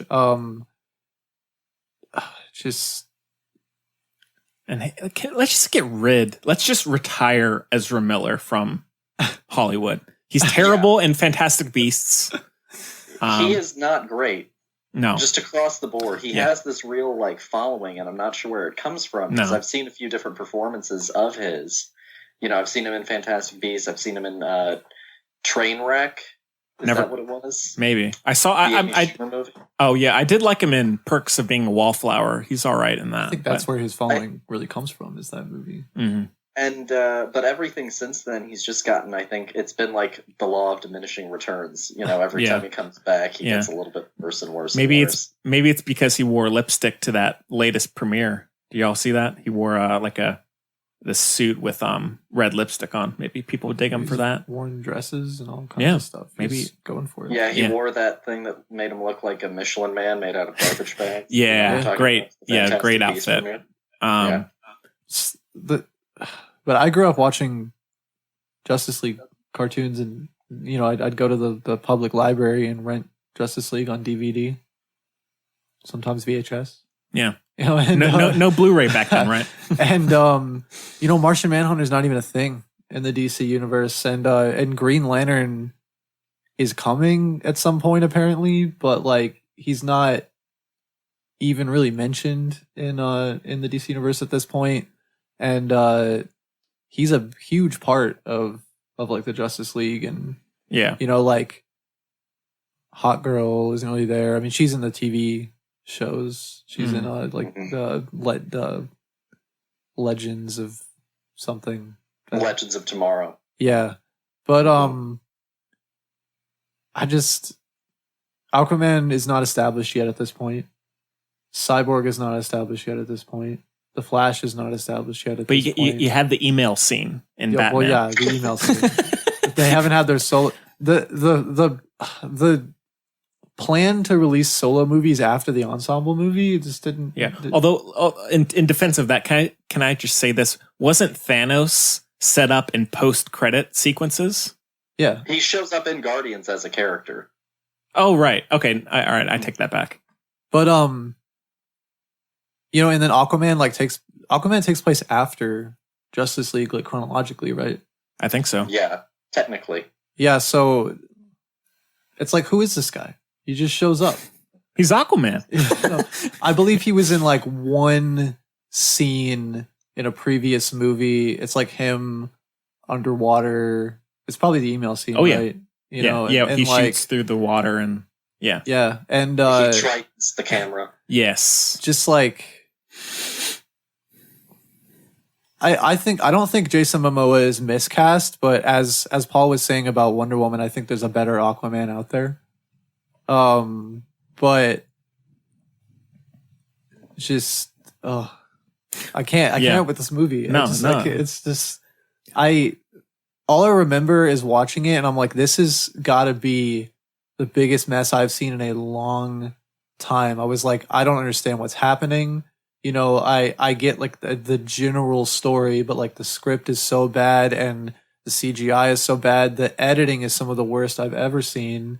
The scenes seem jumbled together, sometimes out of order. yeah. And it gave me a headache. Mhm. And it was just me, my friend, and like one other person in the theater. Yeah. This was a week after it had released. Surprised it was even still playing, Mhm. but I just had one day showing. That was it, yeah, I don't really know what else to say about it. We haven't even gotten to the Henry Cavill mustache digital removal. The digital removal I of the have a mustache. What's My that? theory is Paramount wanted to ruin Justice League, and so they were like, "Nah, don't let him shave it." Yeah, Like, my that whole looks. theory is the upper brass. We're like, let's watch him suffer. yeah. Well, I mean, I would say in terms of all the scenes, I'd say the worst one is the opening one. The cell phone mouth is Yeah, the worst. the cell phone mouth, not just in terms of the digital mustache removal thing, but like they say, like, what does the symbol on your chest mean? And he just like looks out into the distance for a good 60 seconds, and then he's like, you know, and it's just like the worst acting, the worst writing. It's just and one thing about the third act is in all of the chaos with all of the CG, they feel the need to interject this random family who's Driving like away in a jalopy. yeah, who happens to be living in the location where all of the fighting is taking place, and we have to constantly jump back to them to make sure they're okay. And it's just like, why are we following them? Why are we spending time on this? You know. Also, I just want to say the scene where Aquaman is like sitting on Wonder Woman's whip or lasso rather, and the lasso of truth. It's scene. like a joke because he's like spilling his guts, and then they're just like he realizes he's sitting on it. That's not how that works. Yeah, it's not how the lasso works. Yeah, but you know, just you tell him, man. But it's a joke. Yeah, they got it. Yeah. I was going to say shoot. Somebody go. I'll think of it. Probably something good. Yeah. This movie, you know, as we've talked about, there's a lot of hands-on involvement from the studio in the process, which I get. It's a big money investment, but this movie is like the culmination of a lot of different perfect storms. I think you've got a baseline script and story by David Goyer, who's like openly contemptible of Martian Manhunter as a character, who doesn't seem to be like really enjoying it anymore at this point. You've got Zack Snyder, who makes questionable choices with the best of scripts, and then suddenly you have him having to leave for, you know, tragedy. And I'm not going to like shit on the guy for having to leave. You have to leave, but then the studio, instead of actually being like, all right, let's pause, let's really take the time to either let him come back or let Joss Whedon really work this thing in the direction that he wants to take it. Instead, they all just sort of jumped like headlong into it and were like, no, it is coming out. Like, it is going to come out right now. We're not changing anything. Yeah. And if I'm not mistaken, word around the campfire is that was largely because they wanted to safeguard their bonuses at the end of the year. Ah, okay. And you just look at the movie, and from the very first sequence, I'm like, this is ugly. This is choppy. This doesn't make any kind of sense. Batman jumps on the parademon and him fly off, and then somehow he ends up on the same roof with Colt McNally, which was like a tremendous waste of a really great character actor. Mm-hmm. I love J.K. Simmons. I was really on board with him being Gordon. He's not a thing in this movie. It's No. completely Wasted. pointless. Yeah. Wasted. Yeah. And like just everything is so horrifyingly bad. And there's, you know what? I'm going to get on the little soapbox here. Please. There is no Snyder Cut. I want to see the Snyder Cut. It does not exist. It has all been confirmed to essentially like not actually be a thing, and any of the footage that might be theoretically used isn't like full sequences. It's not fully fleshed out visual effects, and they're not going to finish out the VFX in hopes that they can make this movie more money later. They've written it off, they've taken the loss, and they're going to do what they hope everyone does, which is forget that movie ever came out. Done. Just move on. The Snyder Cut is not happening. The next time I see #release the Snyder Cut, God. I'm going to pull out my hair. Like, I'm going to absolutely lose my shit on someone. Yeah. That's fair. It is not there. What we have is a schlocky, terrible movie. And apparently, like, Green Lantern was supposed to be the person that Jeremy Irons is talking to in that one trailer, like, really early on. Huh. Okay. And it's like they either never cast him or never added him into the movie, like, in full. Okay. Because that's not a thing, despite showing the Green Lanterns in the whole big battle. Yeah. Just a terrible movie. Everything about it. And, like, Ben Affleck, great in BVS. He's like a shadow of that character in this one. Mm-hmm. Superman suddenly has like a real 180. And also, they bring him back. He goes to the farm. He realizes that he wants to be Superman again. And then he's right back. Mm-hmm.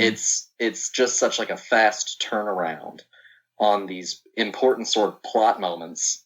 And Lois Lane was always pretty contrived into the plot, you know. But here they just say, complete fuck it. And it's like, oh, we need her to save Superman. Bring out the big guns, Alfred. It's absolute waste of Amy Adams. Like, just criminal waste across the board. And I like Jason Momoa fine enough in, like, Game of Thrones. But I don't know who the hell this character is. His powers are very, very nondescript. Like, I don't know what they are. He seems indestructible. He seems just as unbreakable as Superman does. You can't fall through, like, a 10-story building and be fine. Yeah. You know, do the hair flip. And me ever think that be in danger again. It's dumb. And I think that if you wanted, it was supposed to be a two-parter. And if you wanted to do it, I think you should have saved Superman coming back at the end. Because once Superman shows up, like, Wonder Woman is no longer the MVP that she has been throughout the movie. Yeah. And Steppenwolf, you know, they show up and he's after the DCEU's equivalent of the Allspark from the first Transformers movie. And love the Allspark. The first word out of his mouth, the first line that we hear from this character who we've never met, who is brand new to us, who looks silly and is bad CG, is "Mother." Yeah.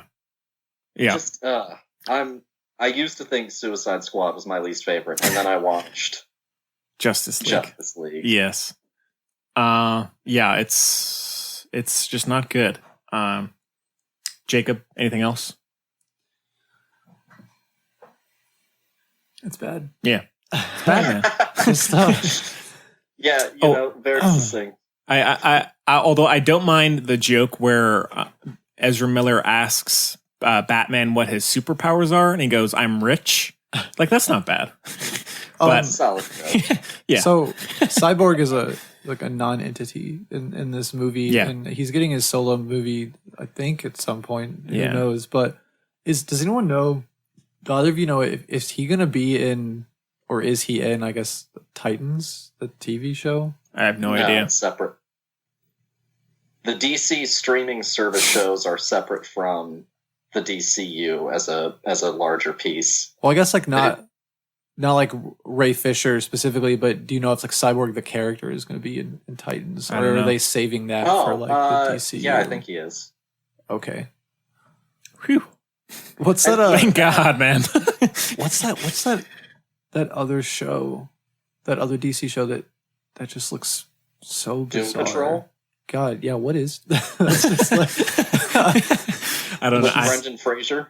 Oh man. But yeah.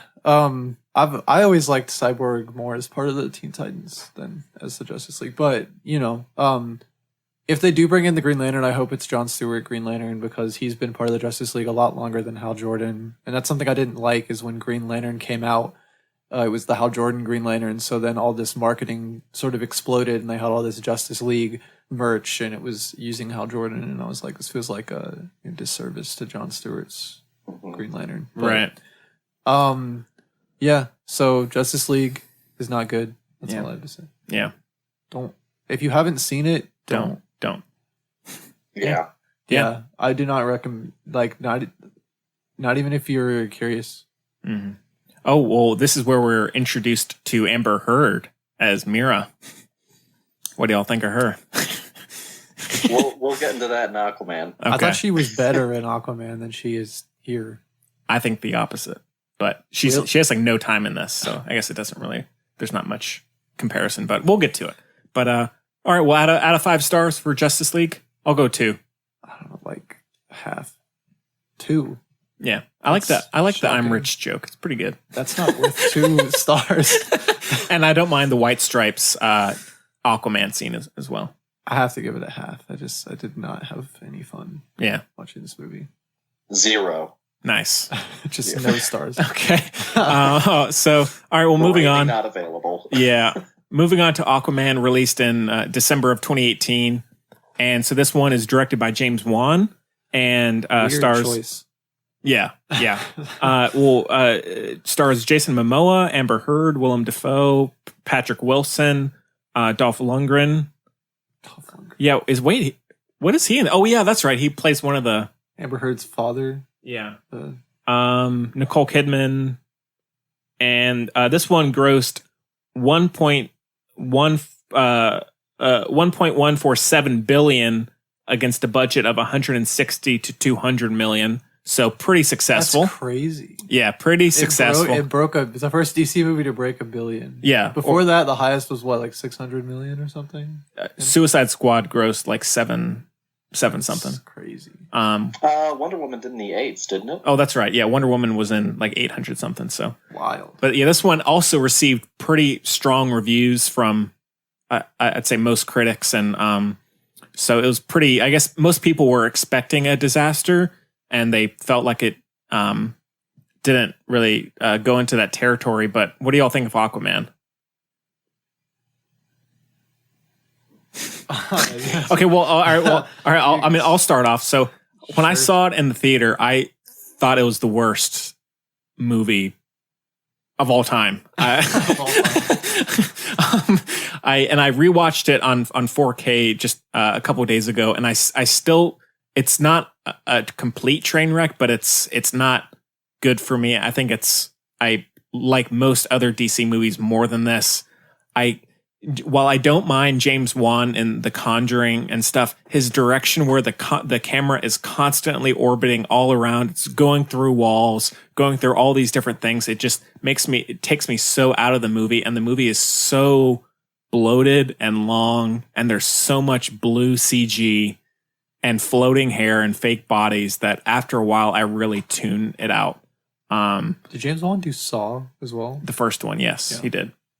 And he did Furious 7 as well. I mean, he's got quite a resume. Yeah, I mean, he's pretty big deal now. But I don't mind Jason Momoa. I think he has at least a decent presence. But I think pretty much across the board, the performances are embarrassing. Like Amber Heard is brutal in this. And there are a couple of scenes towards the beginning I don't mind, but it's just so dull and too much CG. And lame jokes. All right. You have so many plot elements at play that all feel so terribly disjointed that it never really feels like a nice, big, cohesive story. Black Manta is completely pointless. Oh, yeah. You could have plucked him right out, and you would have had, I think, if not a better movie, at least a more efficient movie, and therefore a better movie. Well, Paul, you don't get the if you don't have that, you don't get the 1980s training montage or the preparation montage where he's like getting himself ready. It's amazing. Yeah.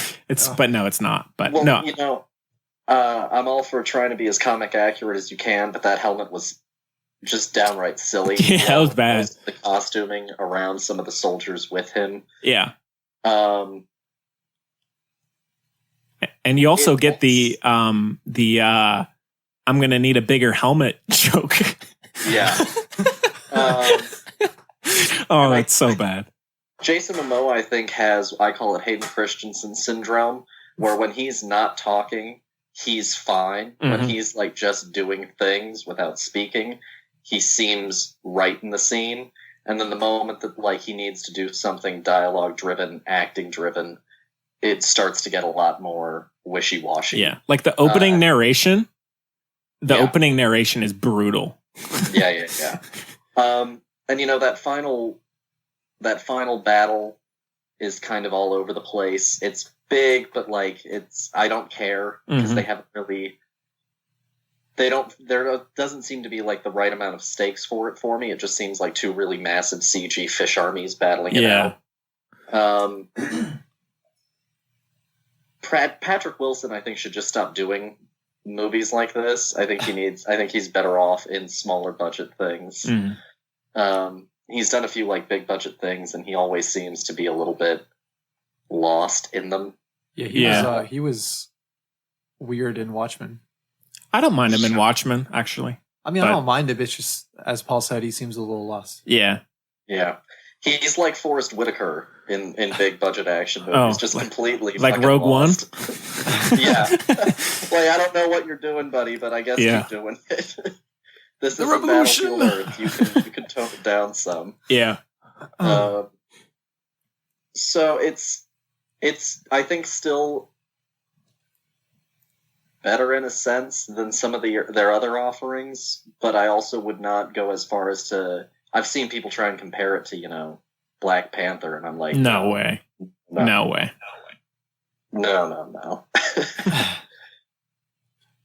Well, Jacob, you're on the opposite end of us, so what do you think? I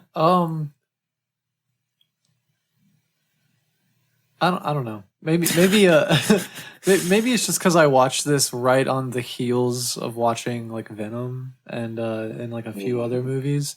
There was a period of a couple days last week where I was off work and I had nothing to do, and I think I watched like 14 to 15 movies in like a 48-hour period. Jesus Christ! So I just sort of just kept scrolling through and just so I watched Aquaman during that time, and I think maybe I was just in that mindset where I was like, man, this is dumb, and I love it. And I agree with that. There are times where I'm like, this is so stupid, but I love it. Like where he's like, I'm Black Manta. Like, I mean, it's stuff like that that's not bad, but. Black Manta has always been one of my favorite Aquaman villains. Aquaman is my favorite DC superhero. He always has been since I was a kid. Him and Green Lantern. But I think, as I said, there's probably a better Aquaman than Jason Momoa. Jason Momoa is way too wooden football quarterback that's not passing any of his classes. You know, it's just like, well said. He's the dude bro hero. Yeah, which is weird because Aquaman has a lot more, like, Aquaman the character has a lot more like prestige about him. Yeah. Like, when he's the king of Atlantis, and then before that he's more of like a, I don't know, I feel like Jason Momoa doesn't exactly fit. Black Manta, completely wasted. Black Manta's always been my favorite villain of Aquaman's, and DC once again tries to shove two villains into its movie, Ocean Master and Black Manta. I think the plot would have flowed a lot better with Ocean Master, you know, and save Black Manta for the sequel or something. Yeah. But that whole setup at the beginning with Black Manta that leads you to believe that Black Manta is going to be the main villain of the movie, but then he disappears. Yeah. Until the middle of the movie when there's that weird deal going on between him and Ocean Master, and he gets all that Atlantean technology, and then he's suddenly a super genius that knows the ins and outs of Atlantean technology and can take it apart and build something with it. Water-powered laser gun. There aren't many worse lines than when Patrick Wilson goes like, "Don't call me the king of Atlantis, call me Ocean Master." Yeah. That stuff is so bad. Whoever thought that was a good idea to call? No, let's change it to Ocean Master. Ocean like Master. so bad. That's yeah, it's a callback to the the original. I know. Original comic. I know, books, Jacob. Man. It's stupid. Yeah, but in terms of the like caring about the Black Manta character or trying to kind of get behind him, which is something that I like a lot. The opening action sequence where you meet him and his father, they almost like we're supposed to get behind. He's angry at Aquaman for letting his father, who's like a military contractor, kind of murderer guy, that he didn't save him. It's like we're supposed to care about this murderer guy. It's just that stuff like that is very weak. You're supposed to be rooting for a pirate, yeah. Yeah. Who we never really see the home life of. We only see him in his piracy. And I do like the action in the movie. The one good scene that Black Manta gets where he's fighting Aquaman in like Sicily or something. That's not bad. He that's good, but then Aquaman like kicks him into the ocean, and then it's like, thanks for the memories, Black Manta, but like and the Ring of Fire fight between Patrick Wilson's character and Aquaman. Yeah. That's cool, the whole trident fighting. I liked that. But the third act battle, just that's when I was just like leaning back in my seat, like, man, this is just, I can't even process what's going on. This is crazy. Yeah. This is crazy stupid. I love it's bring it at me. Mm-hmm. It's coming at me. It's just I'm drinking it in. Yeah. Like, veering off really quick. Jason Momoa's father, the actor, is so bad. He is my least favorite. Jango Fett? He's my least favorite part of this movie. What do you think about Nicole Kidman? She's not bad. They pull a like Ant-Man and the Wasp, where like she's still alive. I mean, I'm sure she had a huge payday for it, but I mean, she's in it so little that it literally almost played out exactly the same. Where like in Ant-Man and the Wasp, when they find out that that her mother is still alive, where they go and she's been surviving on her own she even has like the mask, and I was like, this is almost exactly the same. Yeah, and no, I liked Nicole Kidman though.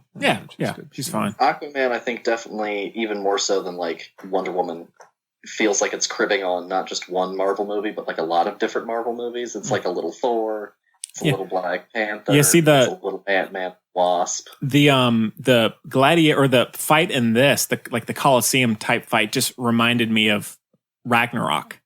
Yeah, and so and not in a good way. Like I would much rather watch Ragnarok. Much rather watch Hulk suplex Fenrir. Oh yeah, right on, man. Yeah.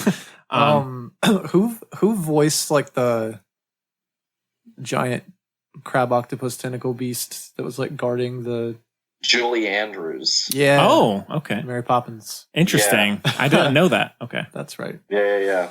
That was a big paycheck, I promise. As she recorded her lines on a laptop. Yeah.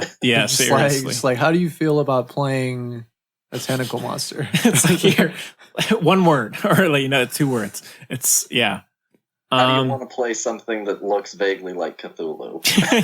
Yeah.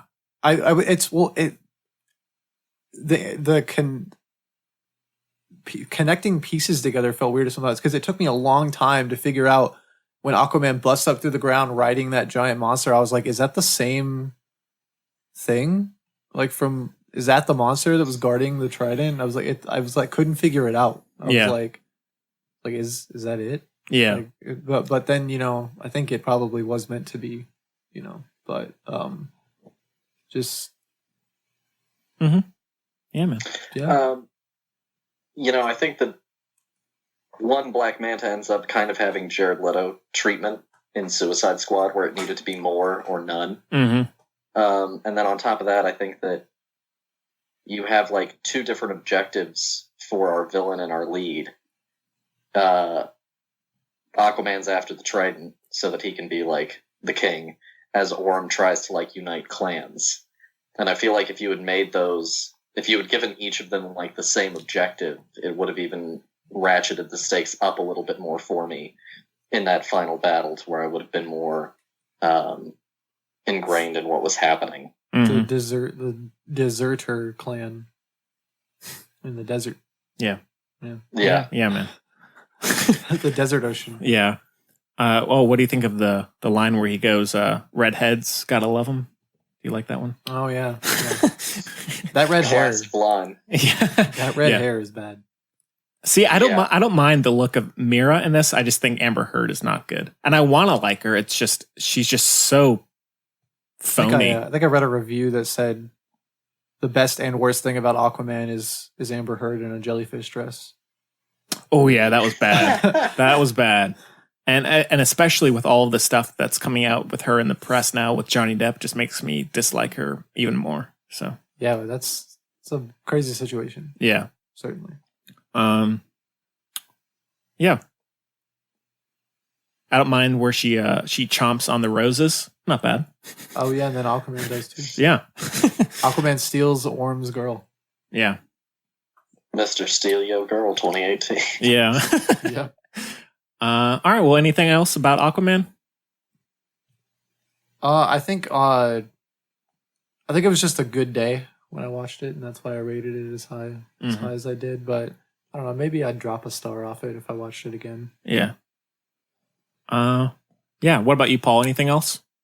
Nah, not really. Yeah. All right. Well, out of 5 stars, it's a light 2.5 for me.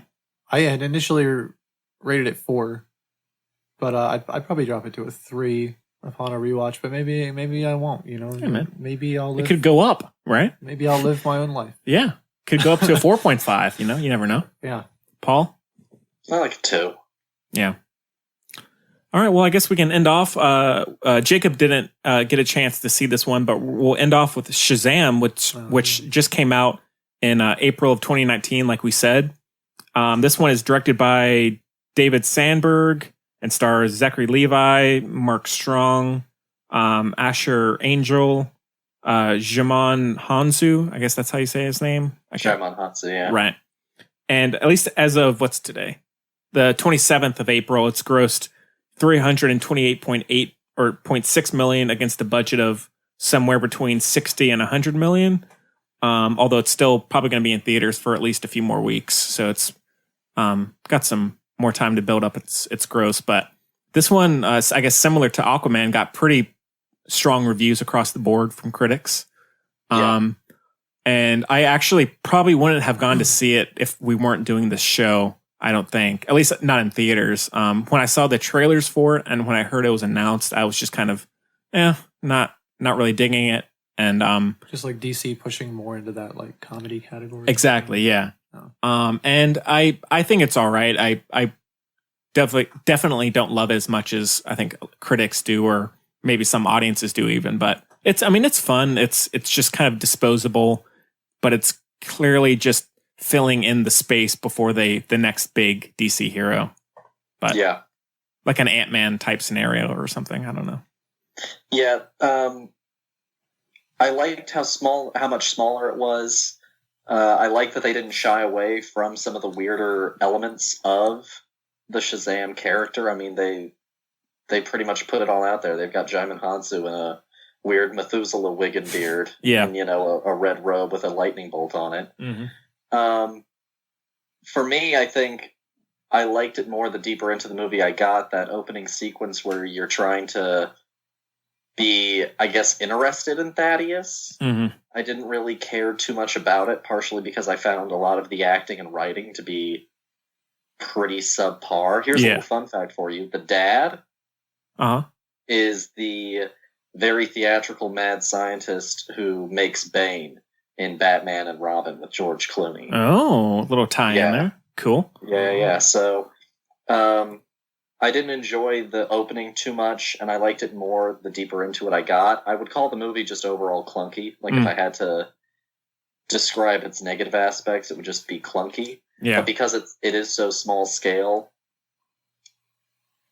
like, I find it just sort of, I guess, refreshing, because I think every DC movie has tried to be massively epic. Mm-hmm. And I enjoy that it was a little bit smaller. I liked it. It's not perfect, you know. Its moral and theme or is a little simplistic. I think Zach Levi does a pretty good job in it, but it was okay. Yeah. I liked it. It's better, kind of like with Wonder Woman, it's better than a lot of Marvel movies. It's worse than a lot of Marvel movies. It's better than a lot of DC movies. Much like Wonder Woman, I would probably say Shazam and Wonder Woman are my favorite two of them all. If only just because, like, there's not as much writing on Shazam. It's allowed to just kind of be its own little thing. Yeah. I have no idea what they're going to do with this character either. Oh, I don't either. Yeah. So I think it's going to be like a Deadpool situation. It felt like Deadpool almost, but yeah, it's fine.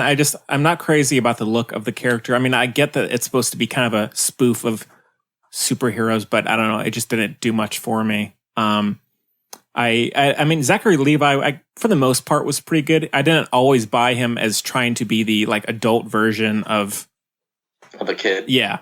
But I think for the most part, he pulls it off pretty well. And I mean, it's the humor didn't really do much for me, but not a lot of superhero comedy does. But yeah, it's just definitely one of the most not offensively bad in any way or noticeably wrong with it. Just kind of leaving the theater a little like, it does the job, but that's about it. So, it's not one that I feel like I'll revisit often.